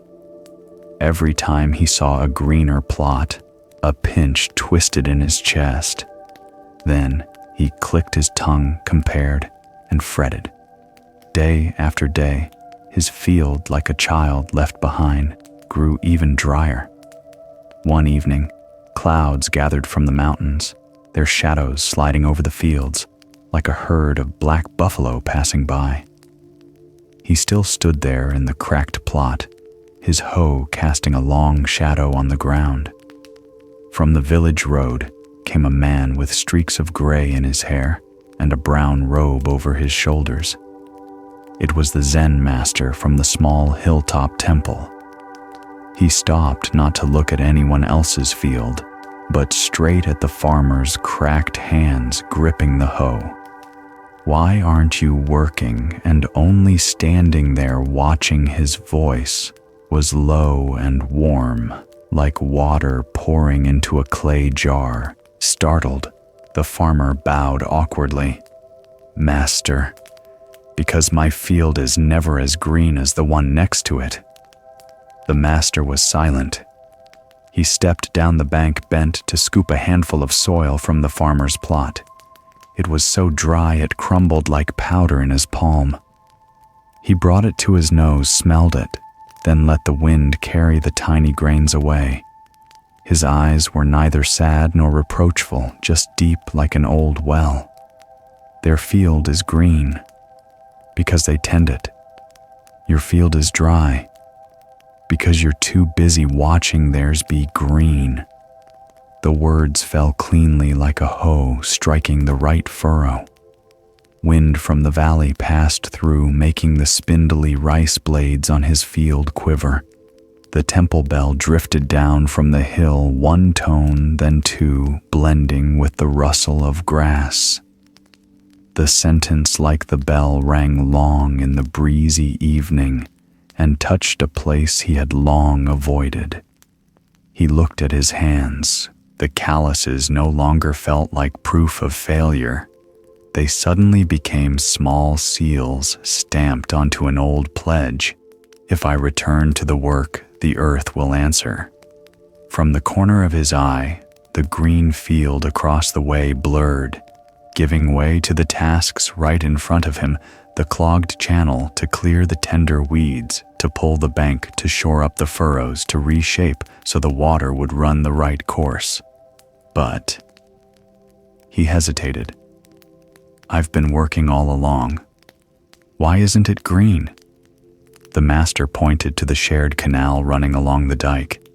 At the bend into his plot, grass roots had woven into a mat, and a sheet of plastic had drifted over to block the water.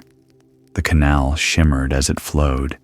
Then, at that point, it swirled into a little eddy and spilled into the field next door. Do you see? He asked. There's water, but the way into your field is blocked. You can stand and watch forever. The water won't force its way in for you. The farmer flushed. He had thought he was diligent. Turns out he was diligent at watching. He thought he lacked rain. Turns out he lacked one good reach of the hand. He thought fate had beaten him.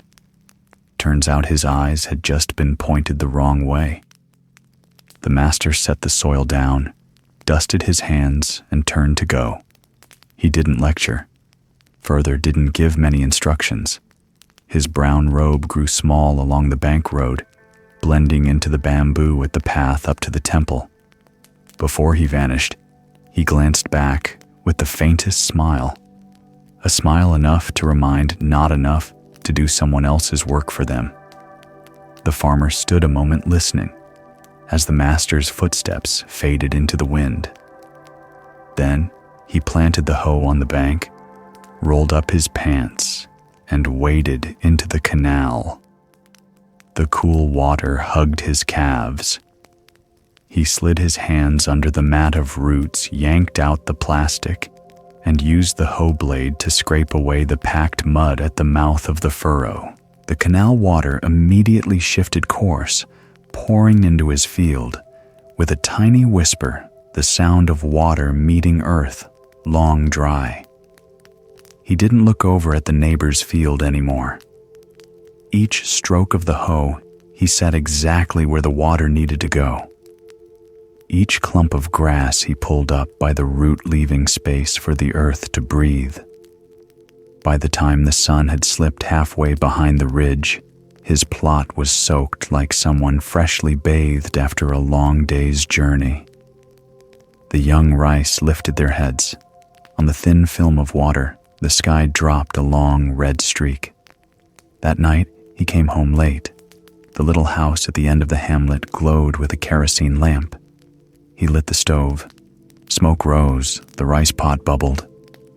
After eating, he opened the door and looked out at the valley black like a resting water buffalo. Crickets chirped steadily. Dogs barked far off. Somewhere on the hill, the temple bell struck 3 short notes. He closed his eyes and pictured the cleared furrow water threading into every ridge, seeping night after night. A tiny belief the size of a grain of rice sprouted in his chest. Before dawn the next morning, he was already at the field. Stars still faintly printed on the water's surface. He walked the bank, checked for leaks, and shored it up. He spread dry straw around the recently revived rice clumps and added a bit of well-cured manure. His hands worked. His eyes watched the task right ahead. The thought of their field was like a tame bird that came to perch but now had nowhere to land. A week passed. His rice greened from the base upward, greening into the leaves. Still not as lush as the field out there, but it was a green born of someone who had had the grit to return, not a borrowed green from someone else's gaze. Each evening, the canal rose right on time, slipping gently into the small furrows, like veins regulating the breath of a body newly strong. One day, black clouds gathered, rain fell hard for a spell, and stopped. On the dike, the Zen master passed again. He didn't call out. He simply paused to look at the field's surface, wet like a baby's skin after a bath. The farmer looked up, rain and sweat mingling. They looked at each other and said nothing. But some words don't need to be spoken. "I'm working now. Good, keep going." At harvest's end, others' fields were still beautiful. His field was beautiful in its own way. The rice not perfectly uniform, but the grains full, the straw husks smelling of sun. He cut, bundled, and carried it home. His steps along the village road were steadier, not because the bundle was heavy, but because his mind was much lighter. One evening, he went up to the temple. The brick courtyard was still warm with the day's heat. The Zen master sat by the eaves pouring tea. The farmer set a small sheaf of rice before him, tied with a thin strip of straw. "A gift for you, master. My field has turned green." The master waved a hand and pushed the sheaf back to him. "You keep it, to remember that every field has its season. And remember this too, when you're busy looking at someone else's field, you leave your hands empty. When you come back to your own, the earth will answer with green." Wind from the valley slipped through the veranda. The wind chime rang. He took back the sheaf and felt the firm grains beneath the straw like a promise for the next crop. On his way out, he passed the backyard where there was a bare patch of soil. He stopped, took a few leftover seeds from his pocket, tucked them in, and nudged the earth over with his toe. No one saw. No one praised. But under that thin layer of soil, something was opening its eyes. From that day on, whenever he stood on the dike, he still looked at the neighboring field, but not to compare. He looked to be glad they're having a good season too. Then he bent down, straightened a furrow, smoothed the bank, and pulled a late clump of grass. His back bent for the earth, but in his mind he stood straighter. And if anyone passing the valley at dusk saw a young farmer standing in his field, hand not on the hoe, but on his chest, smiling, don't be surprised. He was listening to water running through the channels he'd just opened, to the rice growing day by day, and to the echo of an old sentence. Others' fields are green because they tend them. Your field is dry because you're too busy watching theirs be green. Once he remembered that he no longer feared being worse, because he knew that green doesn't come from standing and watching, but from bending down.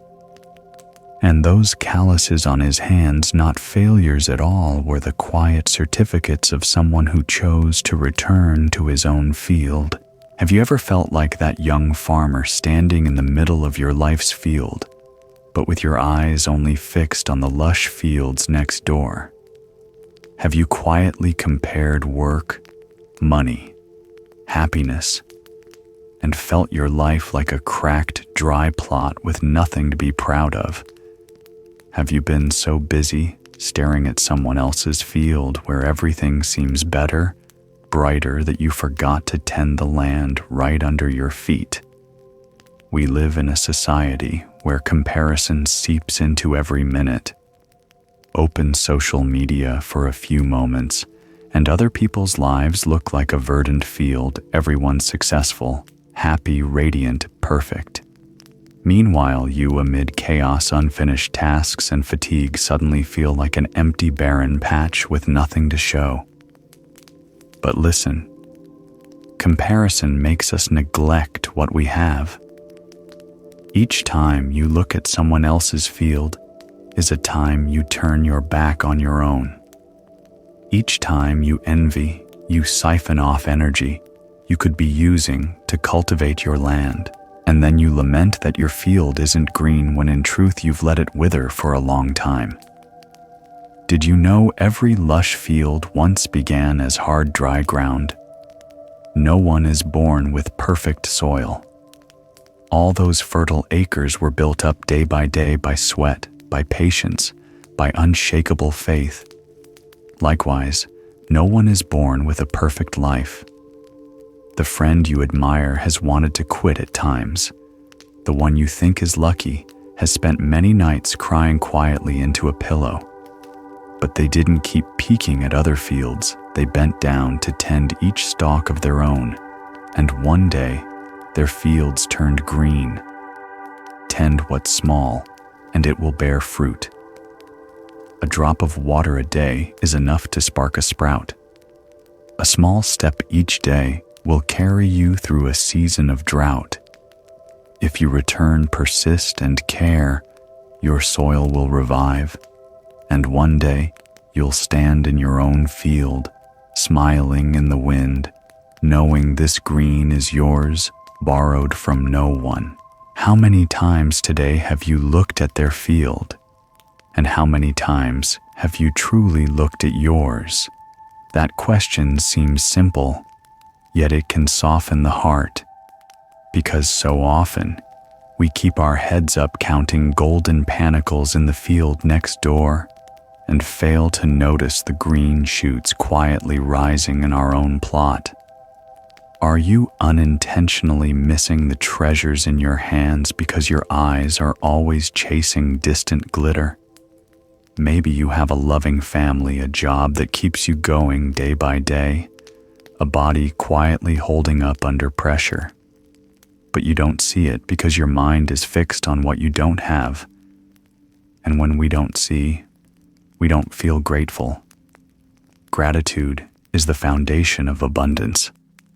When you're grateful, you start tending what you already have.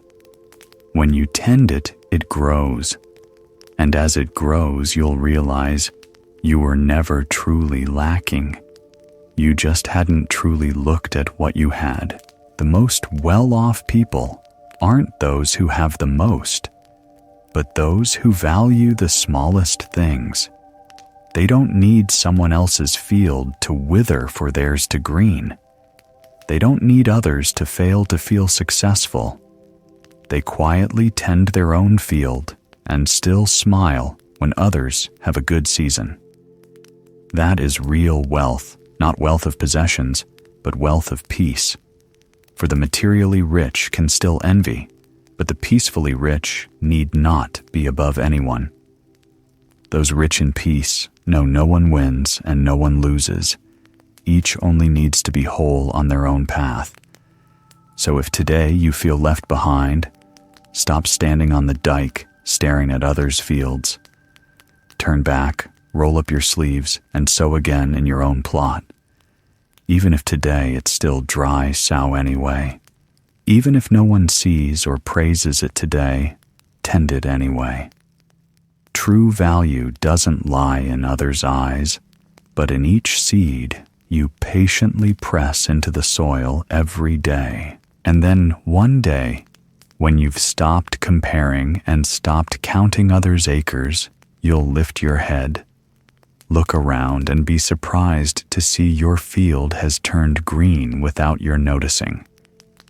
Not because of magic, but because you stopped seeking green in others and poured yourself into growing the green that is yours. Long ago, in a small garden on the side of a mist-covered mountain, there was an ancient Zen temple hidden among a grove of bamboo. Every morning, when the sun was still shyly peeking over the mountains, the garden in front of the temple porch welcomed two small visitors, two birds that always perched on the same old peach branch where the blossoms had yet to open, but were already giving off a gentle fragrance. One bird had pale gray feathers with a silvery sheen, small but full of life.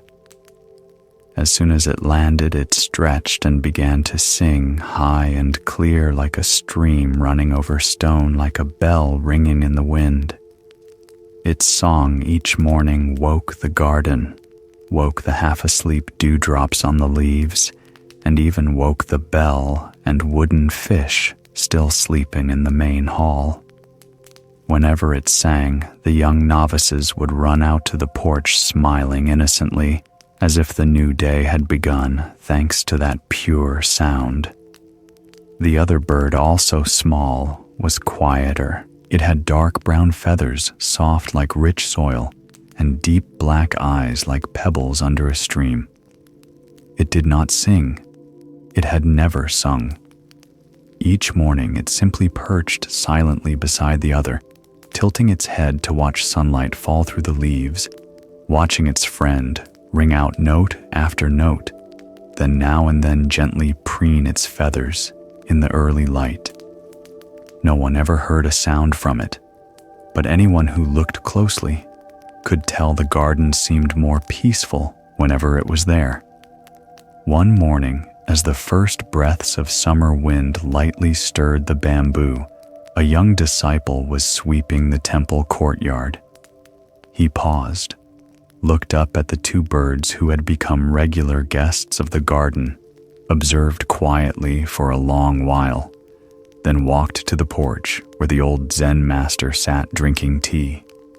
He put his palms together and softly asked, "Master, why does one bird sing so beautifully while the other does nothing at all?" The master did not answer right away. He set down his teacup, his eyes deep like a lake reflecting the sky. The mountain breeze blew lightly, stirring the hem of his brown robe like ripples across a calm surface. He looked at the two birds, one still singing each note clear as shattered crystal, the other still standing quietly, its dark eyes glimmering with the reflected sunlight. Then he smiled, his gaze kind, his voice slow, like a stream running through rock. "That bird isn't doing nothing." He paused a beat, letting the words fall like a small pebble onto a still lake, sending ripples through the young student's mind. Both are living in the way that is true to themselves. The young disciple froze.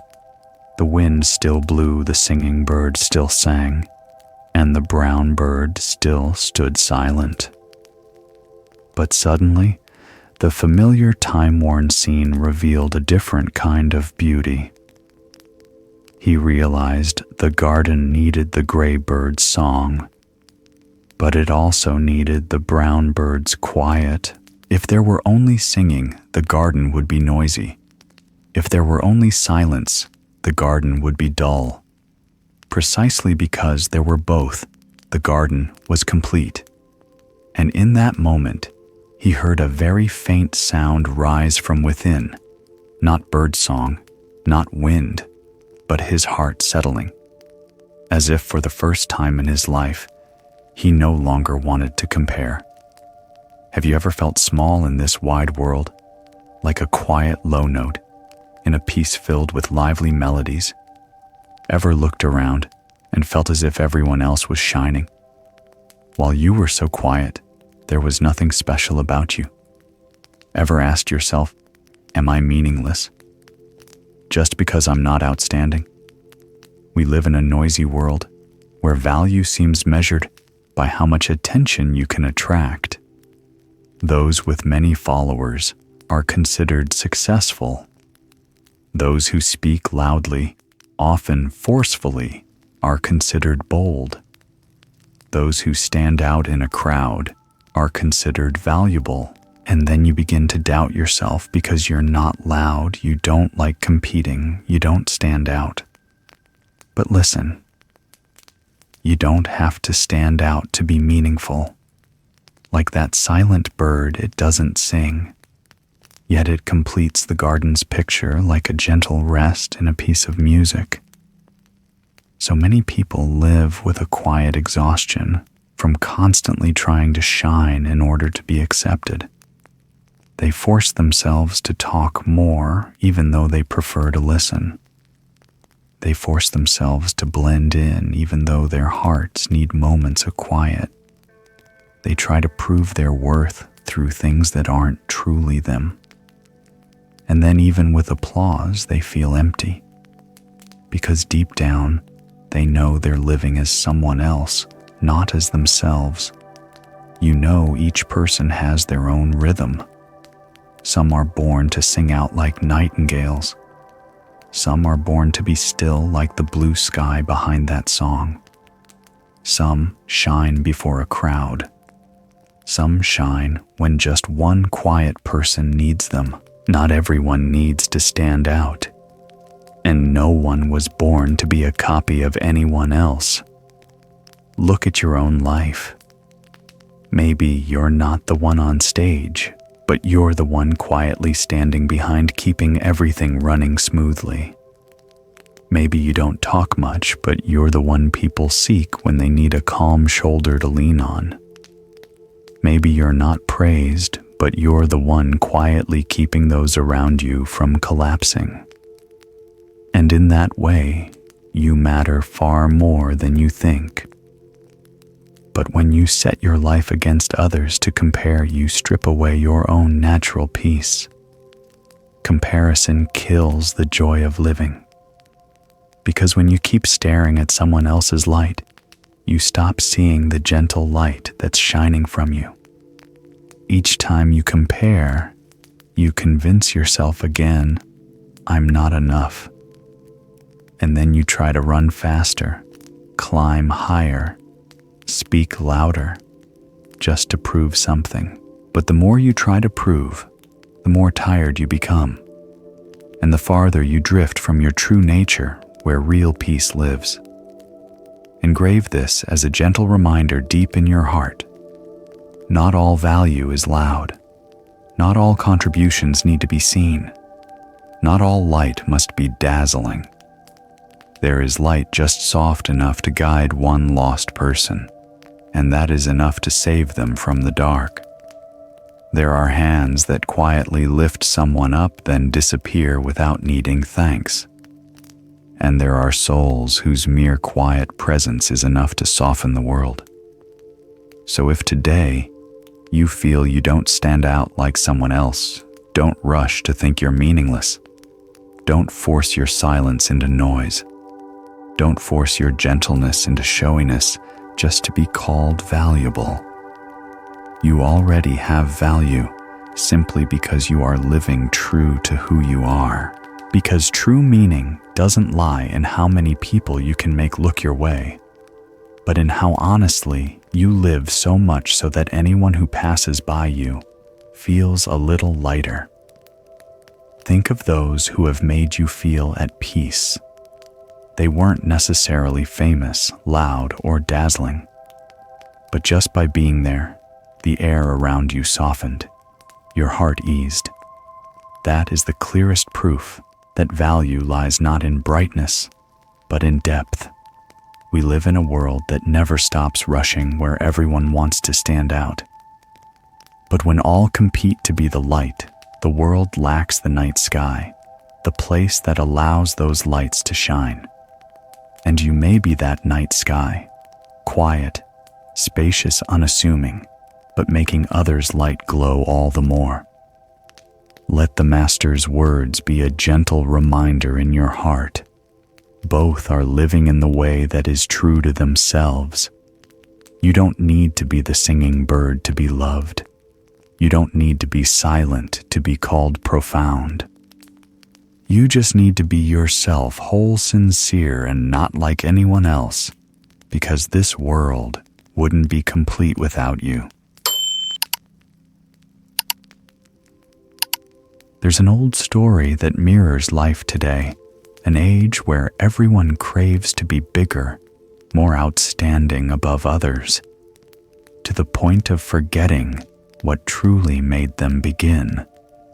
Morning at the old market always started with the smell of freshly baked pastries, the soft calls of the flower seller, and thin ribbons of sunlight slipping through the tangle of awnings.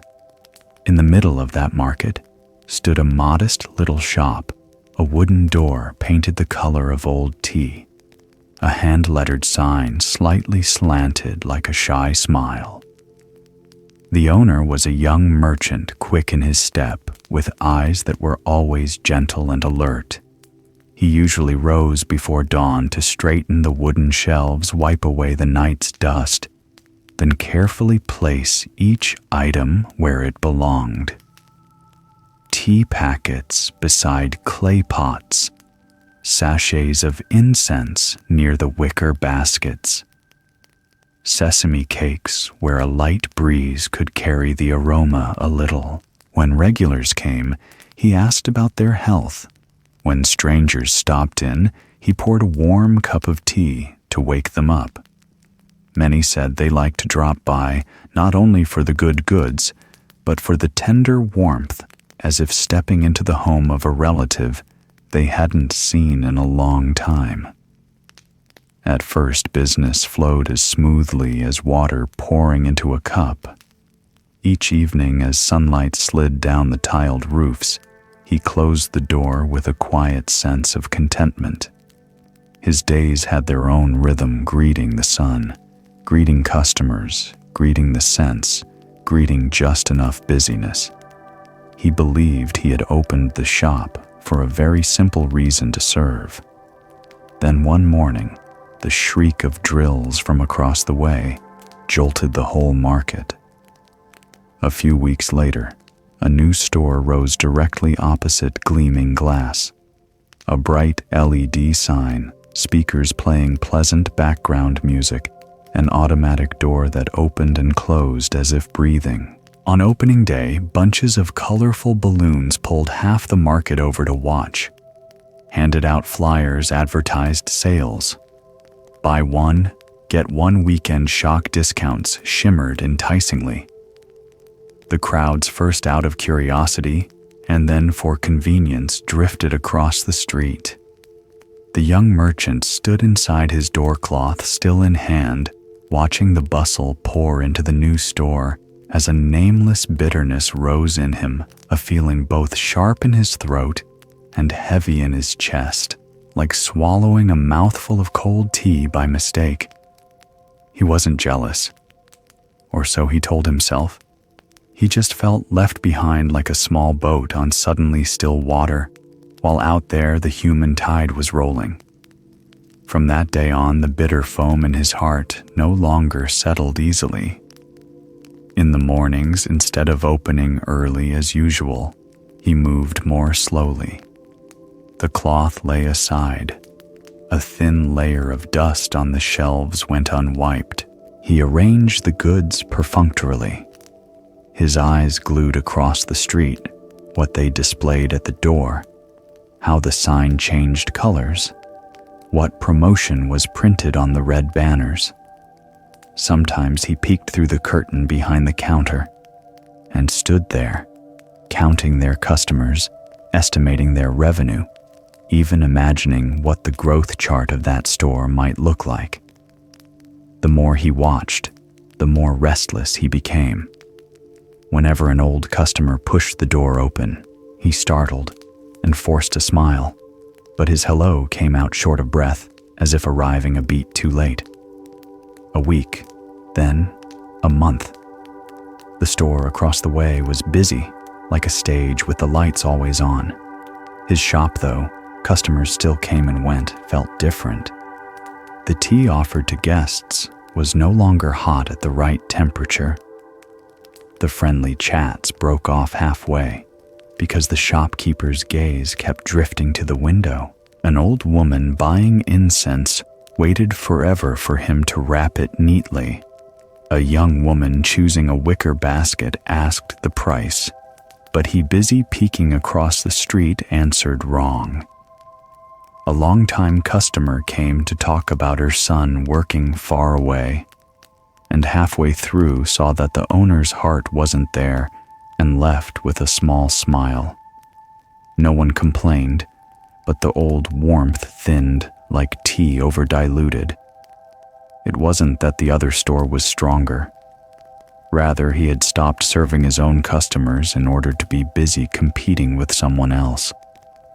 But when you're standing in the boil of comparison, you rarely call that truth by its name. One dusky afternoon, a fine mist fell like powder. The door opened, and the small bell hanging on the frame rang a familiar sound that today made him flinch. The customer who stepped in was an old man who often came to buy tea. His beard was silver, like wisps of smoke, his eyes gentle like late sunlight. He was the old Zen master from the foot of the mountain, who always chose the shop's plainest tea and lingered to chat a moment about its scent. He entered, glanced around at the shelves with a fine film of dust, the cleaning cloth curled in a corner, the guest cup sitting dry on an old tray.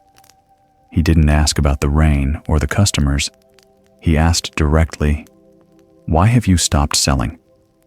The question cut a light slit through the thin curtain in front of his eyes. The merchant lowered his head, his throat dry. "Because I can't beat the store across the street." The master looked at him for a long time. No blame, no long lecture. He simply smiled, the kind of smile with wrinkles like ripe rice. "You don't need to beat them. You only need to serve well the people who choose to step in here. Success is serving well, not beating others." The words fell simple and weighty. Outside, the mist fell evenly. Inside, a certain noise went quiet. He suddenly heard a few small sounds he hadn't heard in a long time. The tiny crack a clay pot makes after too long without water. The soft rasp of a damp cloth sliding across a shelf. The ring the doorbell gives when a customer brushes it on their way in. He looked around, the faint dust on the shelves, the boxes stacked, crooked. The teapot dried out the window curtain, drooping and blocking some of the evening light. "It isn't because they're stronger," he thought. "It's because I turned my back on the people right in front of me."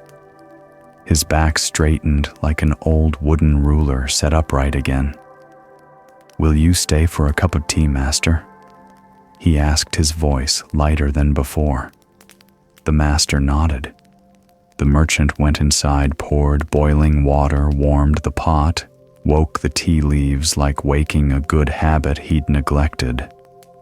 Steam rose, drawing thin spirals in the air. He set the cup in front of the master, his hand slightly trembling. The master took a sip. A faint brightness crossed his eyes as if he'd just heard a familiar melody. He didn't say good tea or bad tea. He simply set the cup down and nodded. Enough. That evening, after the master left, the merchant stood on the threshold and looked at the fine rain hanging like a veil between him and the street. Across the way, the new store still shone. But that light suddenly felt like a streak of color in the distance, no longer slipping inside him. He turned back quietly, pulled up the curtain to let the true afternoon light fall across the wooden shelves.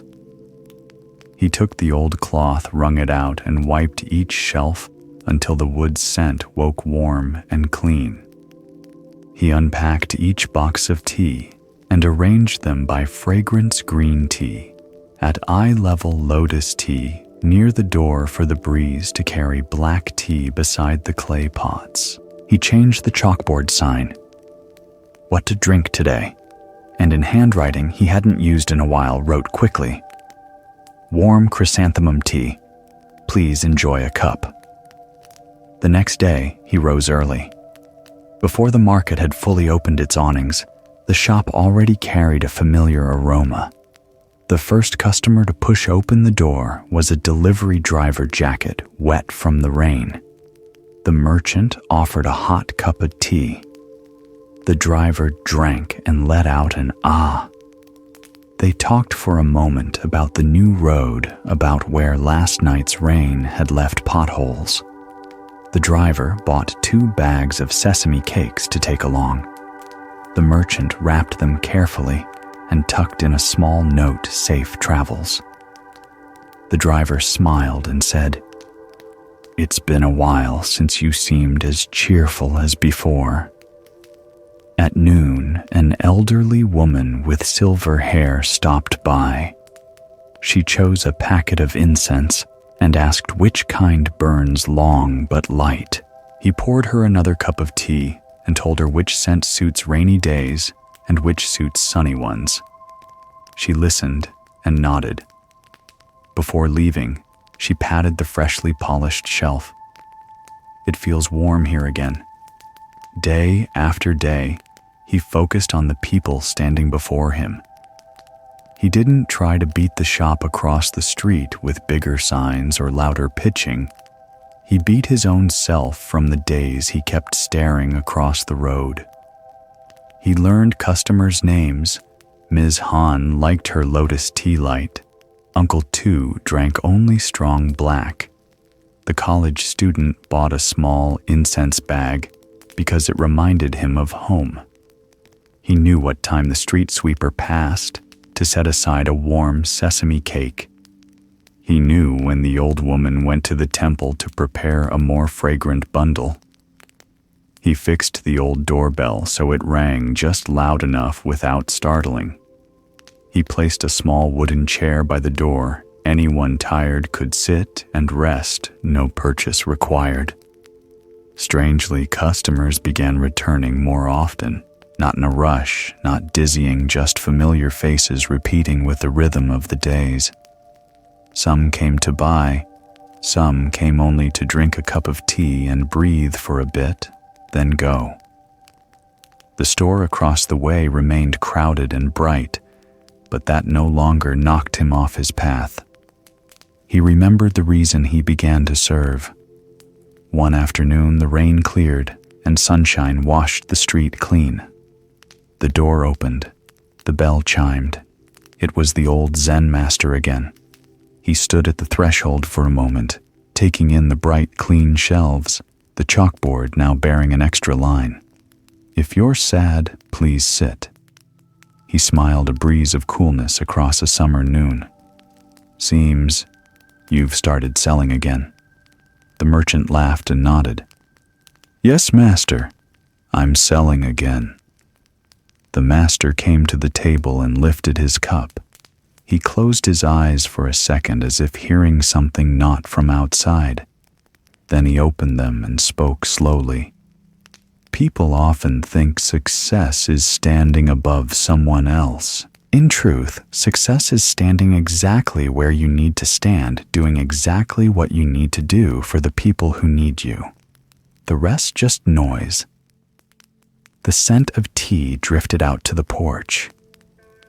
A boy walking by stopped, looked at the chalkboard, looked at the tea, then shyly asked if he could sit for a bit, because his legs hurt. The merchant welcomed him. The boy sat and exhaled. The master watched and smiled. That night, when he closed the shop, the street had quieted, and the sky was clean as a fresh sheet of paper. He sat on the stool behind the counter and opened an old notebook he'd long neglected. On the first page was the line he'd written on opening day, "Open to serve." He touched the words like touching an old promise newly awakened. Outside, the lights of the store across the way still blazed. But inside, another kind of light was burning quiet and steady. The light of his reason. From then on, whenever a draft of comparison slipped in through the doorframe, he tapped his chest lightly and reminded himself with a sentence simple as breath. Success is serving well, not beating others. And the old market gained something that didn't show on any map, a small shop where people came not only to buy, but to be treated kindly. There, a young merchant had found again the warmth in his hands, the clarity in his eyes, and the steady heartbeat of someone who knows why he does what he does. Have you ever been like that merchant? Have you started a job with all your passion and dedication? Then one day, after seeing someone else doing better, you began to falter, slow down, and lose the light in your eyes. Have you once thrown yourself into each day's work with your whole heart, only to feel your joy slowly erode because you stopped asking, "Am I doing what's right?" and instead repeated only one question in your head: "Am I better than them?" We live in a society obsessed with being better than others. Not just in business, but in everything: studies, art, career, personal life. People keep pushing each other into a race with no finish line. You're not encouraged to become good. You're pressured to be better than someone else. You're not allowed to go slow because if you're not faster than someone, you're considered a failure. And gradually, you stop living to do what's right and live only to get ahead. You stop working to serve and work only to prove. You stop seeking peace in the process and chase only fame at the destination. But listen, competition is never as enduring as creation. Competition keeps you running in someone else's footsteps. Creation lets you stand firm on your own path where no one can replace you. Have you noticed the brands, shops, and people who last the longest aren't the fiercest competitors? They're the most persistent, the most creative, and they never forget the real reason they began to serve: not to outdo anyone.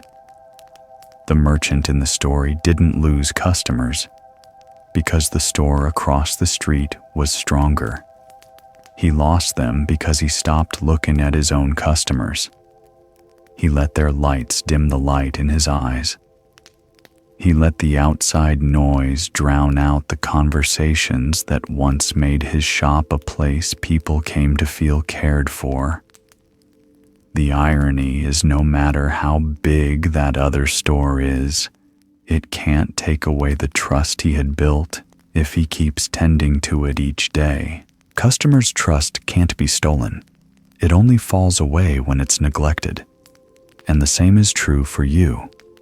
In any field you pursue, what keeps you standing is never astonishing the world, but quietly creating real value. Appearance may bring someone by once, but value is what brings them back. Bright lights may make people glance, but dedication is what makes them stay. I've seen too many people quit halfway, not because they were incapable, but because they stared so long across the road that they forgot the path under their feet. They counted others' achievements, dissected others' methods of success, measured their own steps against someone else's, and concluded, "I'm not good enough." But in truth, they weren't lacking. They just weren't focused on what's right. They didn't lose to ability.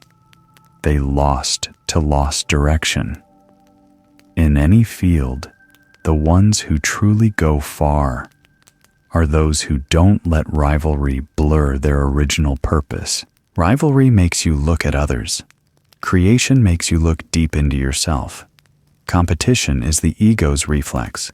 Creation is the soul's calling. Competition makes you run fast but exhausted. Creation may have you move a bit slower, but each step is steadier.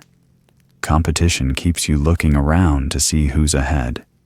Creation has you bend down to tend each small detail of your own road, like the merchant wiping each shelf and pouring each cup of tea. The world doesn't need more copies trying to be better than others. The world needs people who dare to be themselves the best they can be.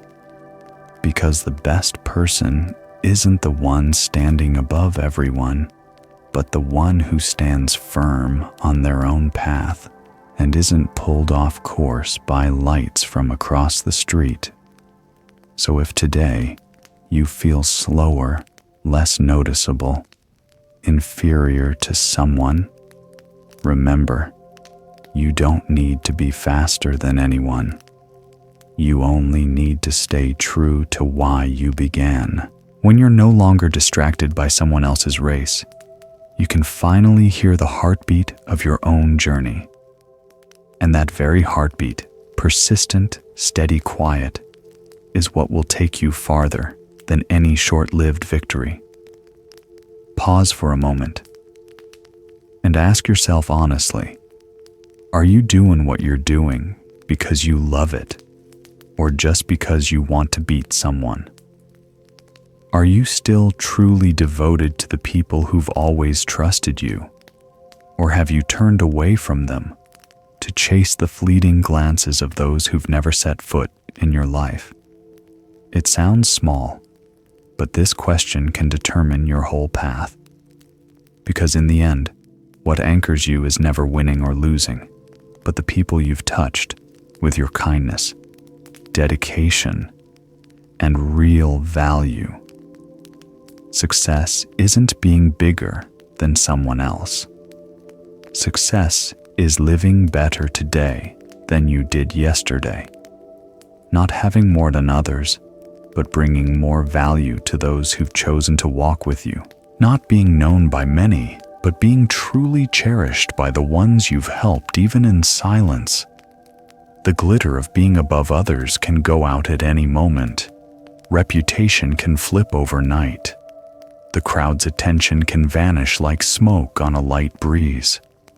But real value, if you keep nurturing it daily, will endure even when no one sees it, no one mentions it, no one applauds.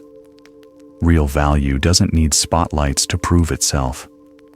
It is quiet, like an underground spring silently nourishing the forest above without needing a name. And those quiet values are the only thing that can carry you truly far farther than any noisy race. So if today you're tired from feeling less than if your heart sinks each time you look at the shop across the street, stop. Stop looking across the road. Return to your own counter. Wipe clean every dusty corner left by comparison. Arrange each item with your whole heart just as you did on the first day. Speak with each customer as if they're the only reason you opened today. Because in truth, they are. Not stage lights, not rankings, not fleeting nods, but the people standing right in front of you, the ones who trust you day after day, are what deserve your whole heart. And then one day, when you stop chasing someone else's lights, when you stop living like a racer and start living like a servant, you'll be quietly surprised by something simple yet profound. Your little shop under the gentle light of dedication has quietly become a place people want to return to. And then you'll understand. Success was never about being better than others, but about never stopping your care for what's right, even if no one sees, even if no one applauds, so long as each day you do it with your whole heart. There's a small story, but it's enough to illuminate the quiet worry in many hearts in today's society, where appearances are often mistaken for a measure of worth, and relationships are sometimes wrapped in the fragile sheen of material things. Long ago, in a small village nestled among bamboo groves and winding dirt roads, there was an ancient Zen temple lying quietly on a hillside.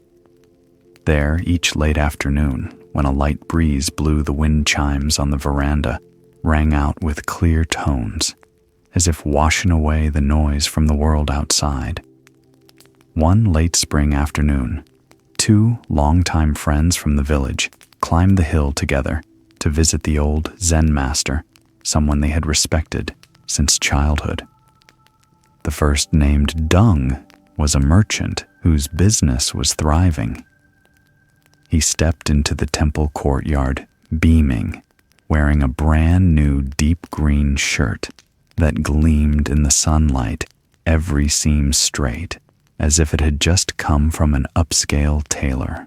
Dung laughed loudly, voice full of excitement, bowing to the master as he spun around, as if to let the sunlight catch every fold of fabric. "Master, I just bought this shirt. Imported fabric, you know. No one in the village has one yet. The stitching is exquisite, light as a cloud." His eyes sparkled with pride. Every word seemed to be waiting for applause.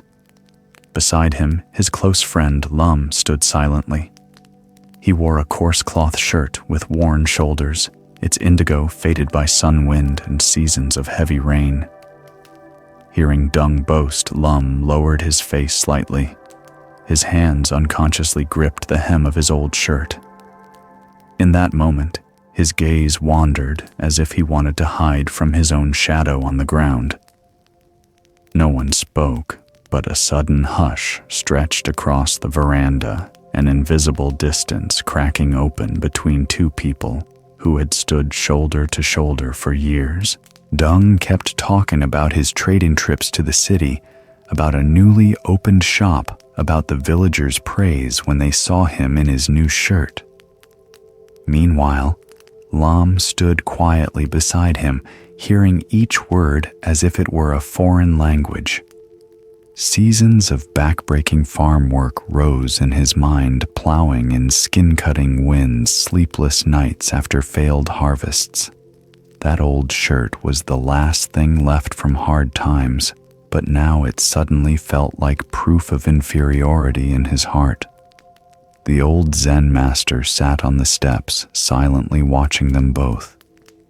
He didn't rush to intervene, just slowly poured tea, each movement unhurried like a stream flowing through a rocky crevice.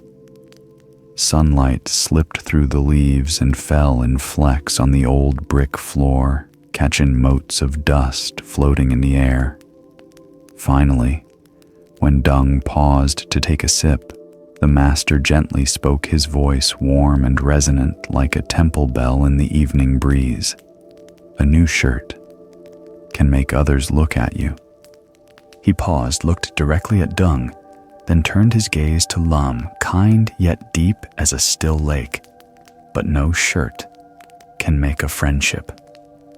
The words were light as wind, yet fell like a small pebble that rippled the smooth surface of the lake.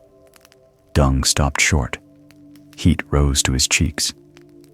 In that instant, he noticed Lam's eyes, the eyes that had avoided his since they entered, still cast down at the old bricks, glistening as if holding something back. As for Lam, hearing those words felt like an invisible burden had been gently lifted from his shoulders. His chest loosened, his breath grew lighter.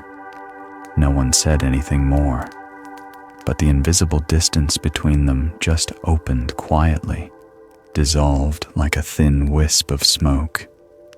The wind chimes rang again, bright and clear, and in that moment, Dung realized the years they had shared, the days splitting a single sweet potato at the end of a lean season, the fits of laughter by the stream.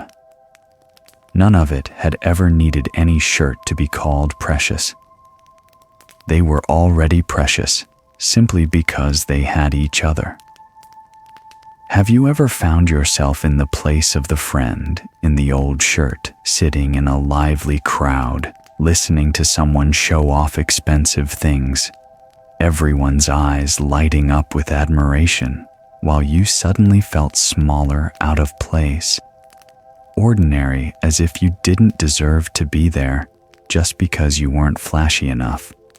And have you ever, without meaning, to become the one showing off, so caught up in displaying what you have, so intoxicated by admiring looks that you didn't notice the brief dimming in someone's eyes beside you as they felt their own worth shrink from a single glance.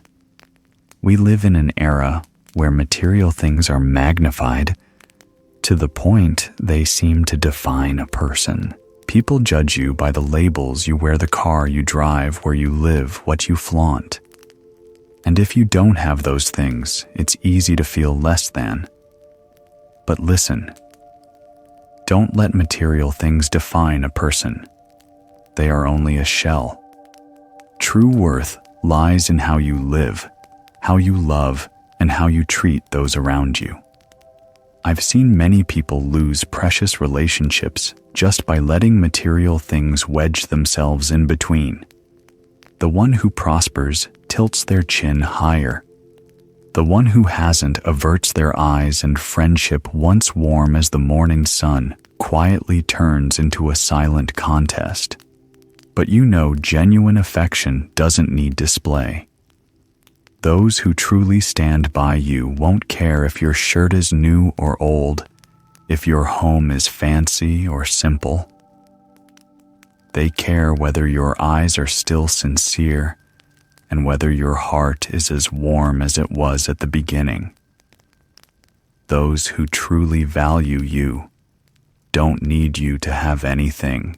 They only need you to still be you. Whole, honest, not pretending to be glamorous just to please someone's eye.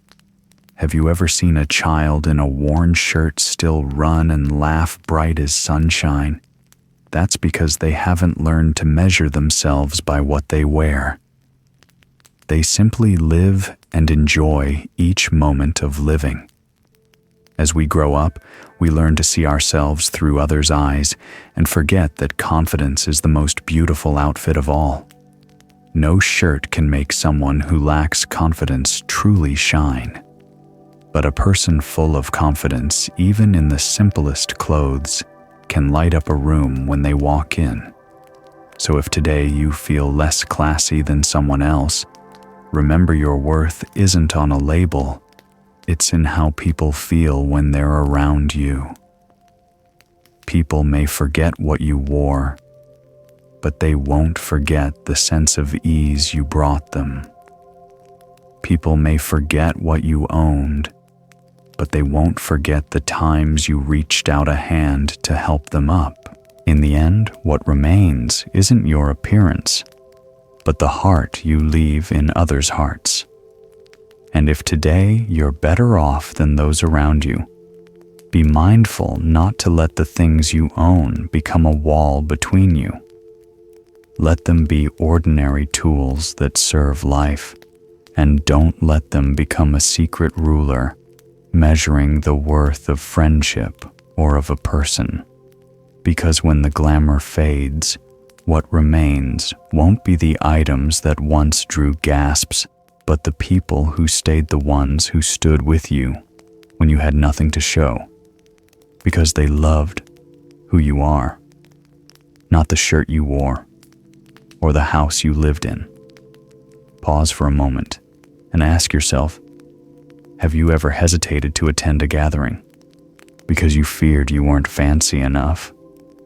Have you felt uneasy standing next to people dressed more luxuriously, even though deep down you knew you were in no way inferior to them?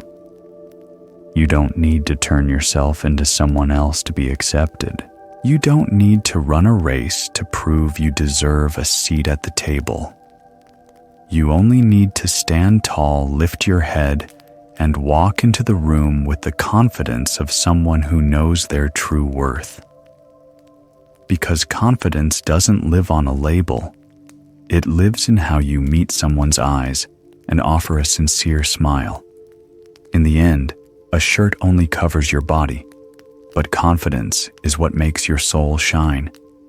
And that light, once it comes from within, can't be dimmed by anyone else's glitter. Let the Zen master's words be a gentle reminder in your heart. A shirt does not make a friendship, and no item makes your true worth. Because friendship doesn't need display. Love doesn't need adornment. kindness doesn't need glitz, and you, just as you are already enough.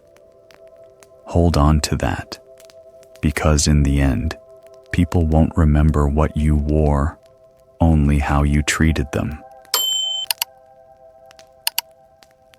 There's an old story that feels written for life today, in a world that's always tilting, where the smallest breeze can make our hearts wobble, easily swept away by passing upheavals.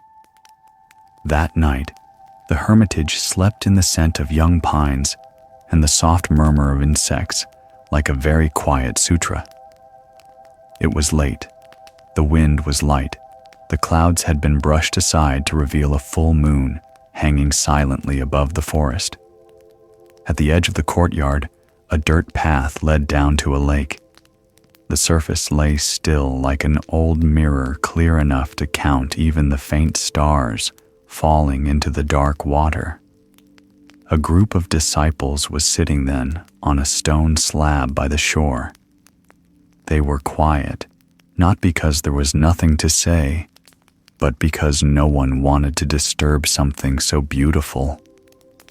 On the water, the moon's reflection appeared perfectly round and bright.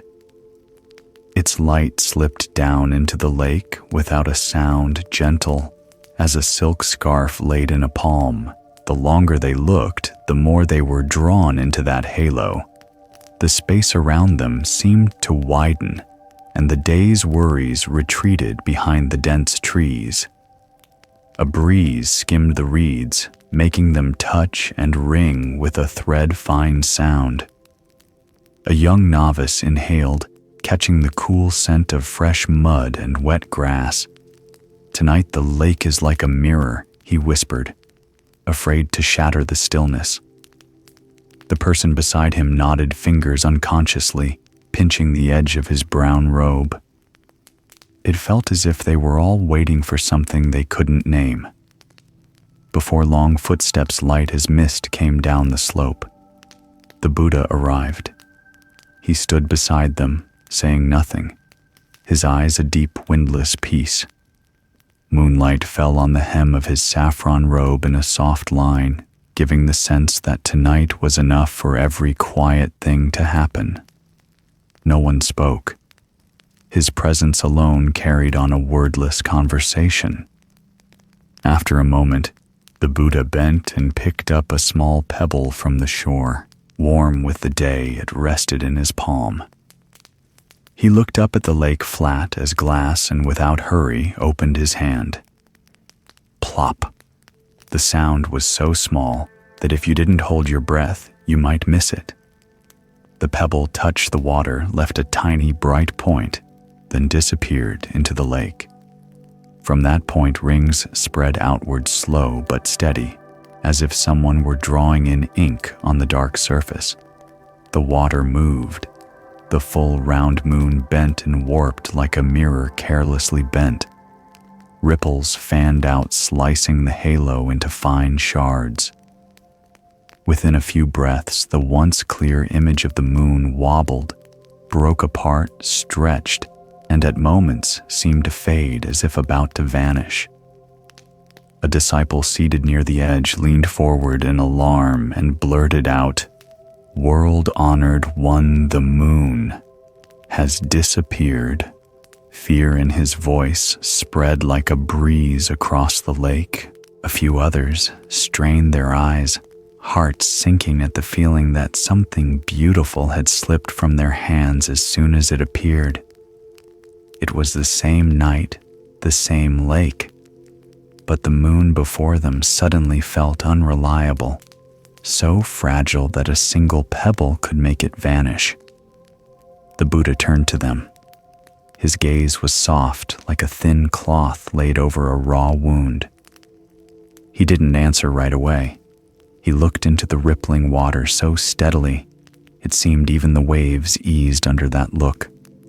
Then he spoke, voice low and calm like wind moving through a birch forest. "The moon has not disappeared." He lifted his eyes and pointed to the sky, open like a borderless heart. It is only that the water is rippling. The moon is still there. The light is unchanged. Let the lake grow still, and the moon will be full again as before. The disciples followed his hand. High above the full moon was exactly as it had been pinned in the night untroubled. It didn't know the pebble. It didn't know human alarm. It simply did what it has always done long before they were born, and long after they are gone it shone. Its beauty hadn't shattered.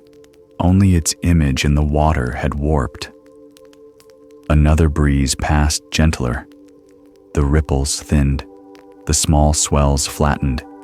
The shattered moon slowly came back together like a mirror set squarely into its frame. From the shore, the frog's soft croaking sounded like a quiet smile. A few leaves drifted over, paused, then stilled. And just as he'd said within a few beats, the lake regained its calm. The moon returned round and whole, not cracked, not warped, still bright as before.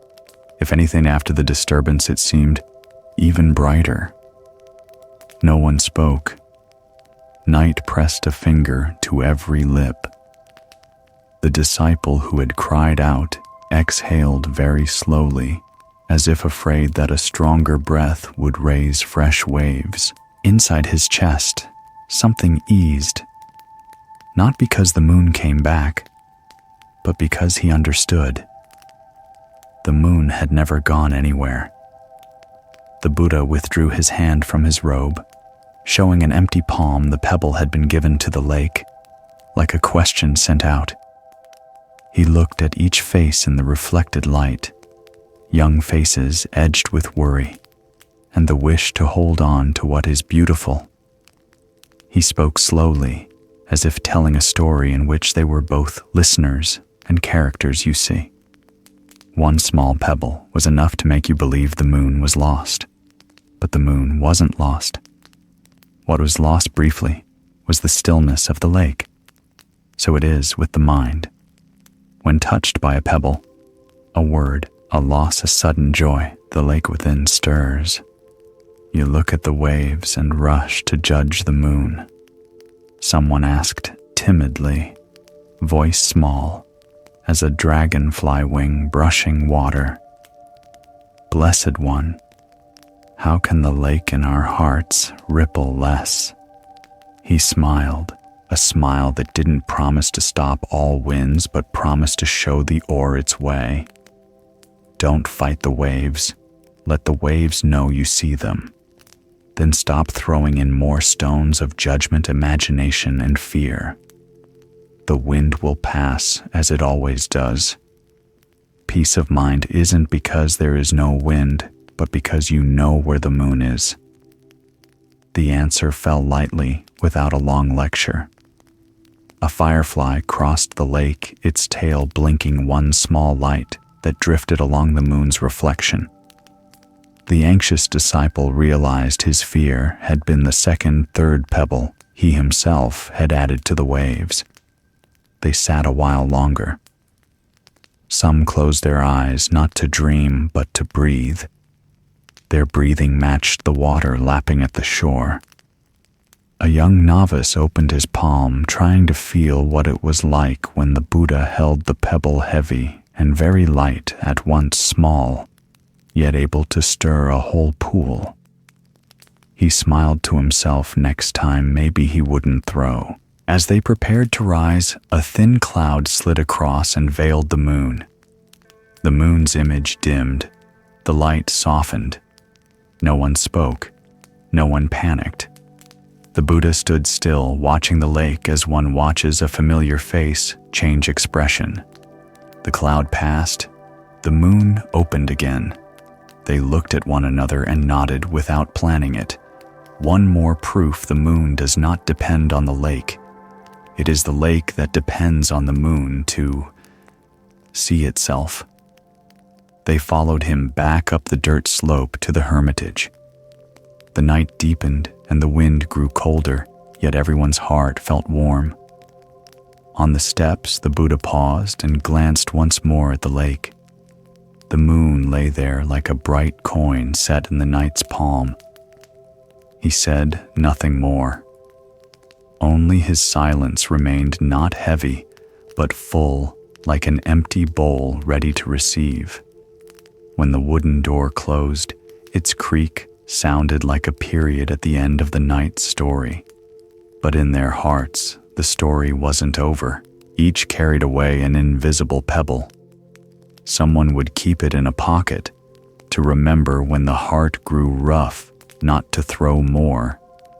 Someone would set it by the lamp as a reminder the moon is still there. Someone would return to the shore at dawn, just to sit and watch the moon pass into a new day, practicing to look longer at the sky and less at the water. And from then on, whenever life raised a wind, a sad news, a compliment, a glance, a burst of anger, they would remember that moonlit night and the pebble. They would lift their eyes to find the true moon before looking at its reflection in the lake. They would allow their hearts to ripple, but not let ripples decide the moon. In that way, they grew into a fullness that had always been there, not by gathering more light, but by relearning how to let the lake be still. Have you ever felt as if you were staring at the moon's reflection on a stormy lake, everything so unsettled that you began to doubt your own worth? There are seasons like that when work collapses, relationships crack, health falters, faith wavers, and your self-image feels warped and shattered like moonlight torn by ripples. You wonder, have I lost my value? We live in a constantly shifting time where everything changes by the day, the hour, the moment. A single incident, a criticism, a failure, a loss can be enough to stir the lake within, to make you worry and question whether you are still worth anything. But listen, a person's true worth does not vanish because of momentary turbulence. Like the moon, even if its reflection is shredded by waves, its essence still blazes above, not dimmed by a single ray. Life may wobble, but your nature remains intact. No failure can take away your kindness. No criticism can strip you of your decency. No event can erase the inherent value of your soul. These things only ruffle the lake of your heart, while your moon is still there, waiting for you to pause. Take a deep breath and look at yourself with gentler eyes. I've seen many lose themselves for forgetting this. They equate their worth with success, so when work fails, they conclude I'm useless. They equate themselves with praise, so when criticized, they believe I'm awful. They equate themselves with outer roles, titles, positions, images, so when a role is lost, they feel their self has vanished too. But you are not what is happening to you. You are not the waves. You are the one still here, even as everything seems to fall apart. Like the moon, it doesn't dissolve because the lake is rippling. It still shines, still exists, still whole, waiting only for the water to calm, so you can see that round, complete beauty in yourself again. So if right now you feel the moon inside you has shattered, remember, the moon never disappeared. It's only that the lake is rippling. Pause a moment and ask yourself, how many times have you thought you were no longer yourself just because life was chaotic? How many times have you looked at your distorted image in the churning waters of life and rushed to conclude your worth had faded? We are used to seeing ourselves through outer reflections, through praise and blame, through others' eyes, through wins and losses, through numbers rising and falling like tides.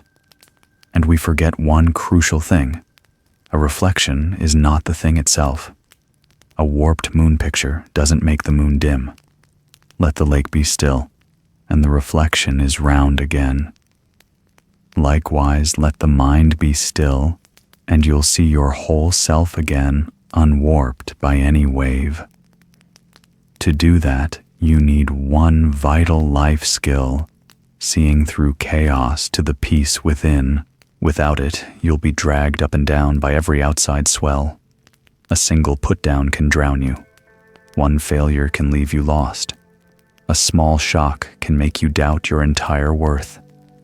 But those are only waves. Waves come and go. You remain. Life may storm, but your heart need not be a drifting boat. Your heart can be the sky vast, still embracing the storm without being carried off by it. The sky doesn't need to chase the clouds away to be blue. It only needs to stand still. Likewise, you don't need to control every change to be at peace. You only need to stand steady within yourself. When you stand like the sky, every change is just a passing cloud.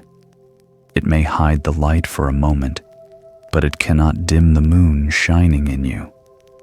You don't have to wait for life to stop moving to be at peace. True peace isn't when the outer winds die down, but when your inside is steady enough not to be blown away. Because peace doesn't come from controlling everything, but from remembering you are still whole, even when life is rippling. You are still clear, even when the reflection is distorted. As the Buddha taught, whenever the lake at your heart is stirred, lift your eyes to the sky and remind yourself the moon is still there. The light has never been lost. Because when you stop staring at the ripples, you will see the moon again. And seeing the moon, you'll know peace never left you. You just forgot to look up. Long ago, behind an old meditation hall tucked into a hillside, there was a small garden enclosed by a fence of aged bamboo. Inside, a stand of young bamboo grew close together like children holding hands, lush, green, and wet with dew. The mature stalks were already soaring straight and segmented, reaching up like soft spears toward the clear sky. Beside them were smaller plants, only knee-high, their tender leaves thin as birds' tongues, quivering as the morning breeze tiptoed past. The soil in the garden was fine and warm, the scent of fresh roots mixed with old moss, breathing out a feeling of peace, like opening a familiar sutra. Each morning, before the first light of day could touch the brick threshold, the old monk would stroll out from the veranda of his retreat. His brown robe, worn by time, brushed lightly over the grass. The rustle of fabric blended with the early birds calling their flock, forming a faint rhythm that made the young people behind him naturally settle themselves. He did not walk fast. Each step seemed to place a tiny period on the ground, slowing the hearts of those who followed. His thin, dry hand would pause now and then to smooth a leaf dusted with dew, lift a bamboo sprout poking through the soil, or pluck away a strand of spider silk stretched across the path. His kindly eyes had a depth like the bottom of an ancient well. When you looked into them, you saw your own reflection and felt no fear. The young disciples, usually as eager as fire, followed in a quiet line. Without being told, they lowered their voices as they stepped into the garden as if the plants could hear. One person walked and coughed softly, afraid to break the silence. Another reached out to catch dew from a leaf so the round droplet could roll coolly through their fingers. To them, this garden was a classroom without a blackboard, where each leaf was a question and each breeze an answer. The teacher's words dripped like morning dew, soaking into their hearts, not with noise, but by staying a very long time. That morning, thin clouds like silk scarves draped loosely over the hilltop.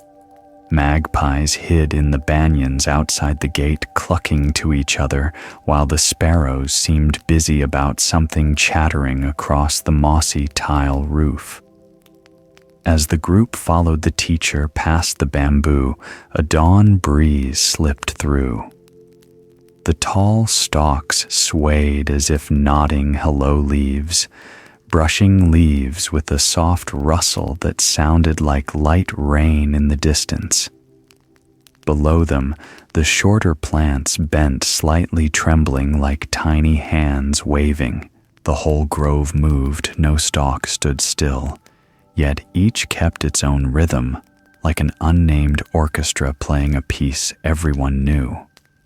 A young disciple, his eyes still carrying the eagerness of late adolescence, spoke up softly. His voice was small, as if afraid a strong touch would make something hanging in the air drop to the ground. "Master, why are some bamboo tall and some bamboo short?" The question seemed simple as a pebble on the path, yet it made the whole group pause. They stood still, listening to their hearts beat in the quiet of their chests.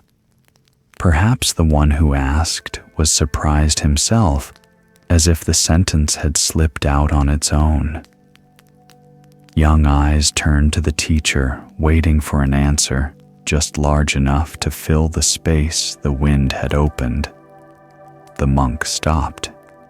He did not answer right away. He turned and let his gaze follow the sweep of the tall stalks upward, then let it fall to the sprouts, just learning to stand straight. Early sunlight broke into thin golden patches on his brown robe, perching there like butterflies, then lifting off a moment later. A slow smile formed at the corner of his lips, not hurried, not broad like the first stroke of ink on a page warm and deep. "Because they do not compare," he said quietly, his voice like a small stream running through a palm. Each one simply concentrates on growing in its own way. As soon as he finished, the wind passed through again. The leaves paused for a heartbeat, then gently quivered as if in agreement. The group fell utterly silent. The birds on the temple roof suddenly sounded farther away, not because they had flown off, but because the listeners' hearts had stepped back to make room for what had just been said. I still remember the wind that morning was very light. Yet in the eyes of the young, a pond had just sent out a fine ring of ripples, not from unease, but because something had touched the bottom. The disciple who had spoken still stood there, fingers unconsciously pinching the hem of his brown robe. He looked from the tall stalk to the low shoot, as if discovering a truth so simple, he wondered why he hadn't seen it before. A few others glanced around the garden in the far corner.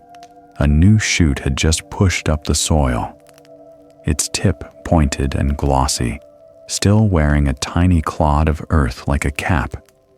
Near the wall, a youthful bamboo already taller than a person stood, green and taut-jointed, straight as a clear answer offered to patience. The monk stepped forward and laid his hand on a node at shoulder height. His thin fingertips met the cool surface and felt the quiet pulse running within. He spoke again, still very softly.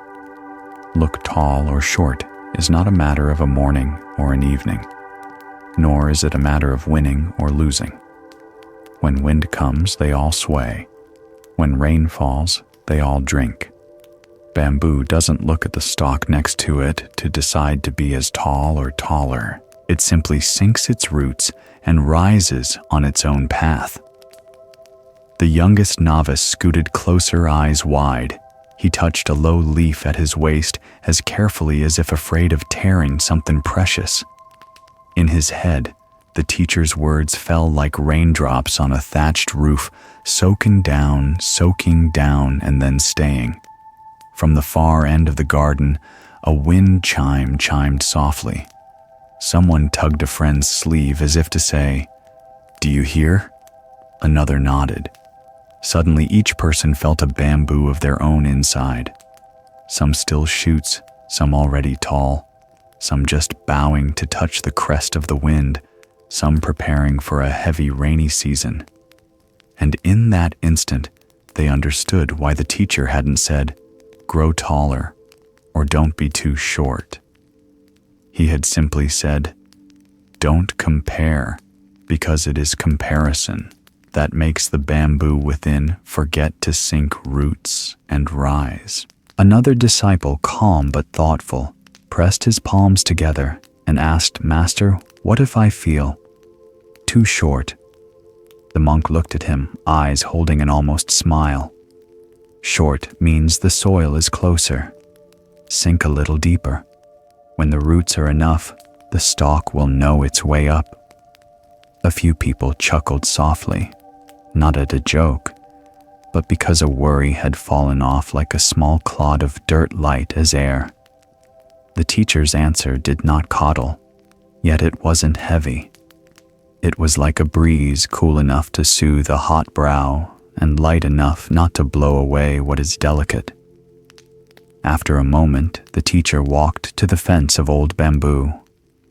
The older stalks, darkened with age and marked by long weather scars, still stood there, calm witnesses. He touched one scar and asked, as if asking himself, "You see, the taller the bamboo, the more the wind touches it. But it does not break, because it knows how to bow. The taller you are, the more you should bow. Bowing isn't to become lower, it's to stand longer." Behind them, a yellow butterfly opened its wings on a young leaf, trembled, then flew off. The streak it left in the watcher's eyes was a thin line of light, quickly gone, but enough to give the teacher's words an image to hold.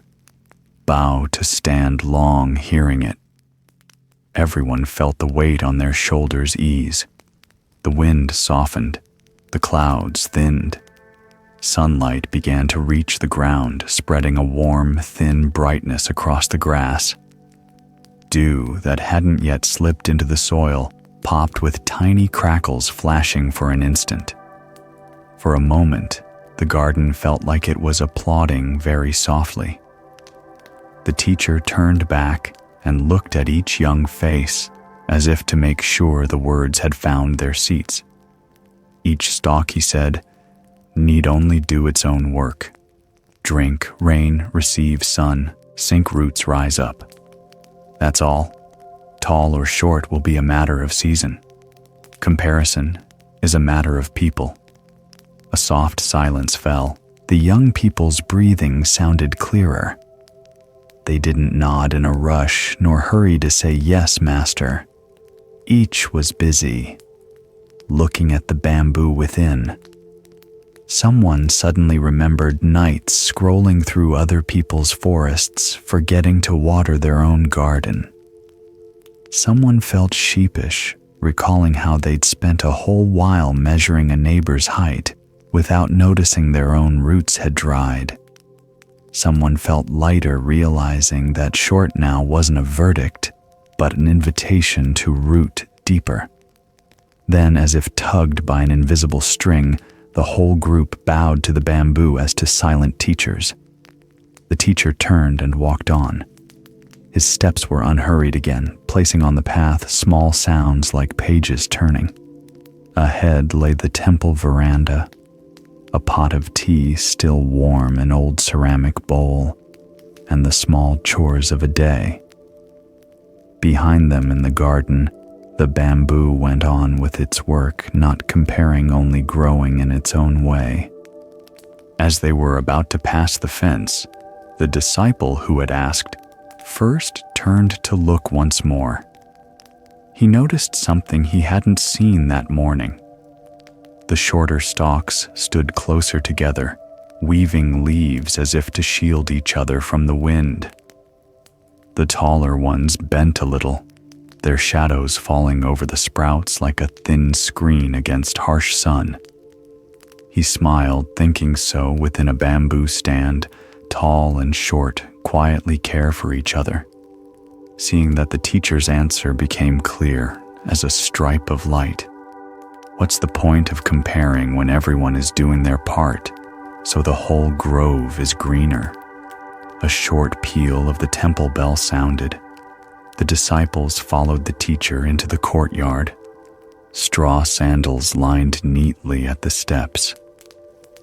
Everyone went off to their tasks, but their eyes still held a long green line like bamboo, soft, straight, unnoisy. A new day began, no different from any other, but the seeing had changed. They looked at companions less with measuring sticks and more with gratitude, looked at their own work, less through results and more through devotion, looked at themselves less through tall, short, and more through true false to one's nature. And the bamboo behind the temple, as usual, stayed green. When wind came, they swayed. When rain fell, they drank. When sun rose, they sparkled. No stalk asked another, "How tall are you today?"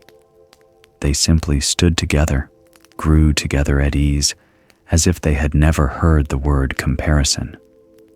There the morning's lesson was written in leaves, in wind, in silence, because they do not compare. Each stalk simply concentrates on growing in its own way. Have you ever walked among a crowd where everyone seems to be shining and suddenly felt yourself like a small shadow swallowed by others' glow? Have you ever seen someone successful, outstanding, radiant, and felt a string of envy tighten inside? If you felt that, you know exactly what those young disciples felt standing before the bamboo. We live in a society that keeps urging us to be taller in position, income, reputation, appearance, achievements. From very young, you were taught to try to be better than others. Gradually, you came to believe that if you're not taller, you must be less. But listen, a person's true worth has never depended on how tall they stand in others' eyes. Worth lies in whether they are living true to their nature. Bamboo doesn't compare. It doesn't look at the stalk next to it to decide how high to reach. It quietly sinks roots into the earth, draws each drop of water, receives each shaft of sun, and grows bit by bit at its own tempo. Precisely because it doesn't compare, each stalk bears a different shape. Some are tall, some short, some straight, some slightly curved. And it is that very difference that makes the garden strangely harmonious. Notice this. When you begin to compare, your heart becomes a rippled lake. You no longer see your own unique beauty, only your lack reflected in others' eyes. You stop tending your own bamboo and stand staring at someone else's. And like the farmer who neglected his field to gaze at the neighbor's, your inner garden will dry and crack. The irony is, the more you compare, the more you lose what's most precious, your ability to grow in your own way. Because when your mind keeps reaching outward to measure, you no longer have the time and stillness to nourish within. In contrast, when you return to tending your own bamboo, you'll gradually notice each day it grows a little. Whether anyone notices or not, whether anyone measures or not. And one day, when you've stopped comparing, you'll suddenly realize your own grove has turned green without you noticing. Many people burn out in the race to outdo others. Some once loved their work, eager to wake each morning to begin the day, but lost their spark from living under the obsession to outperform co-workers. Each compliment to another felt like an insult to themselves.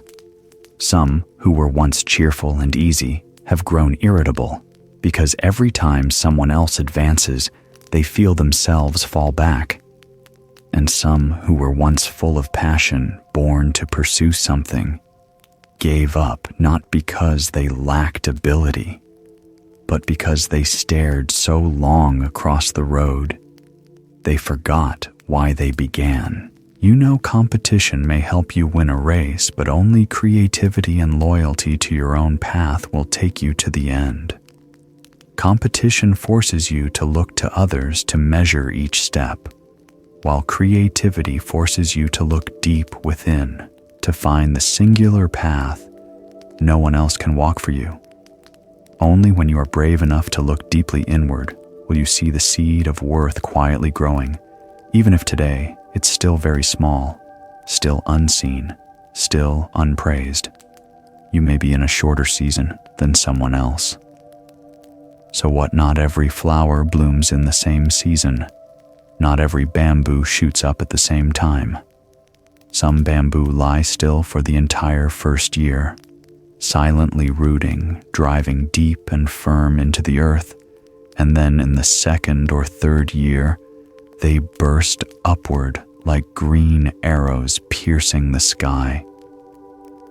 If they compared themselves to those already tall, they'd never be patient enough to survive that first year. So too with you. If you haven't risen yet, that doesn't mean you're useless. You may be in your own rooting season, a quiet season, scarcely seen, rarely praised, but absolutely essential. Without roots, there will be no day of rising. And know this, what you quietly nurture today is the foundation of tomorrow's achievements. There's something lovely about bamboo. The taller it grows, the more it bows.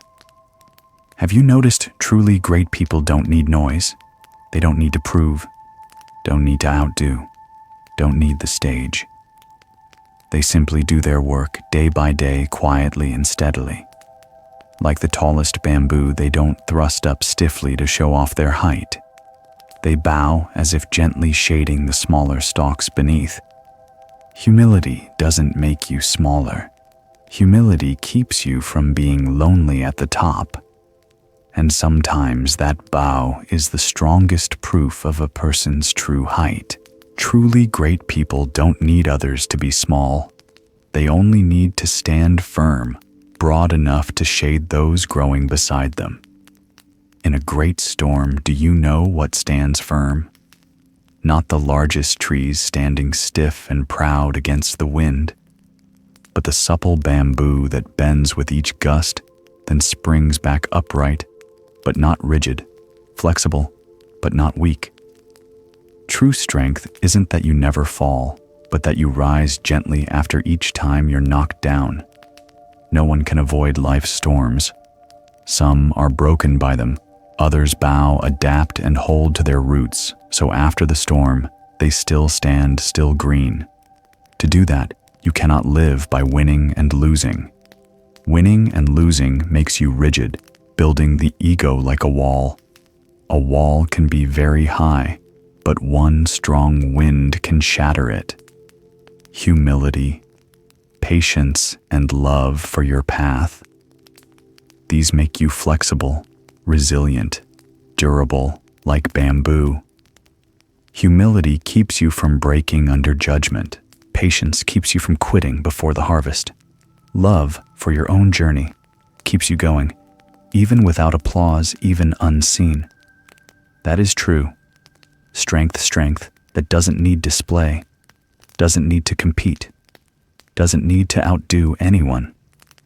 A young disciple once asked me, "Master, how do I know I've succeeded?"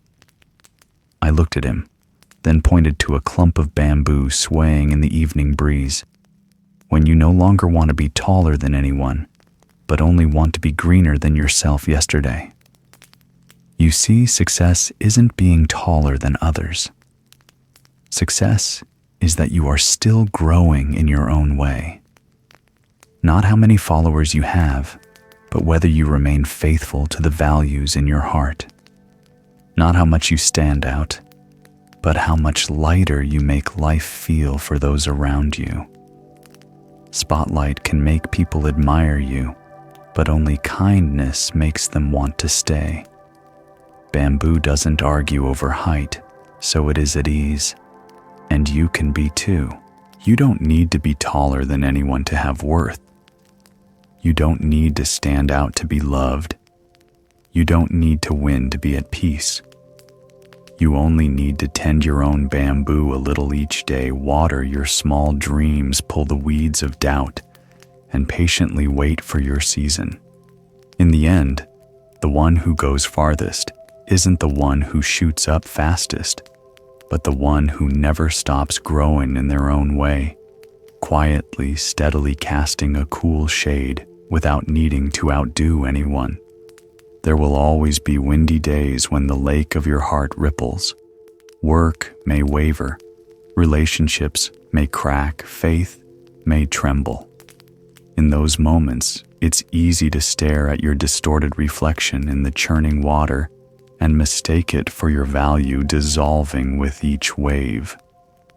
But the Buddha taught the moon has never disappeared, only the water is moving.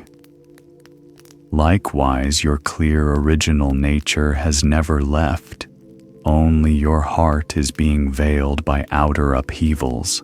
True worth doesn't depend on what comes and goes, doesn't lie in praise or blame, isn't defined by fleeting success or passing failure. The Buddha taught that each of us has Buddha nature, a portion of clarity, compassion, and steadiness never stained. When you turn inward, grow still, and observe as he taught in meditation, you'll see all those ripples are arising and passing phenomena. You, like the moon, still shine, still present whole. So, whenever life storms, pause, breathe deep, and ask yourself, will I look at the ripples or look up at the moon? Then, as the lake settles after each gust, you'll see the reflection round again, and peace, in truth, has never left you. If you felt the stillness and light in these stories, I invite you to subscribe to the Silent Moon Dharma channel. Press like to spread the message of compassion. Share the video to sow seeds of peace more widely, and leave a comment below so we can keep walking together on the journey back to ourselves. Because who knows? A single word you share today may be the small moon that helps someone find calm again amid the ripples of their heart's lake.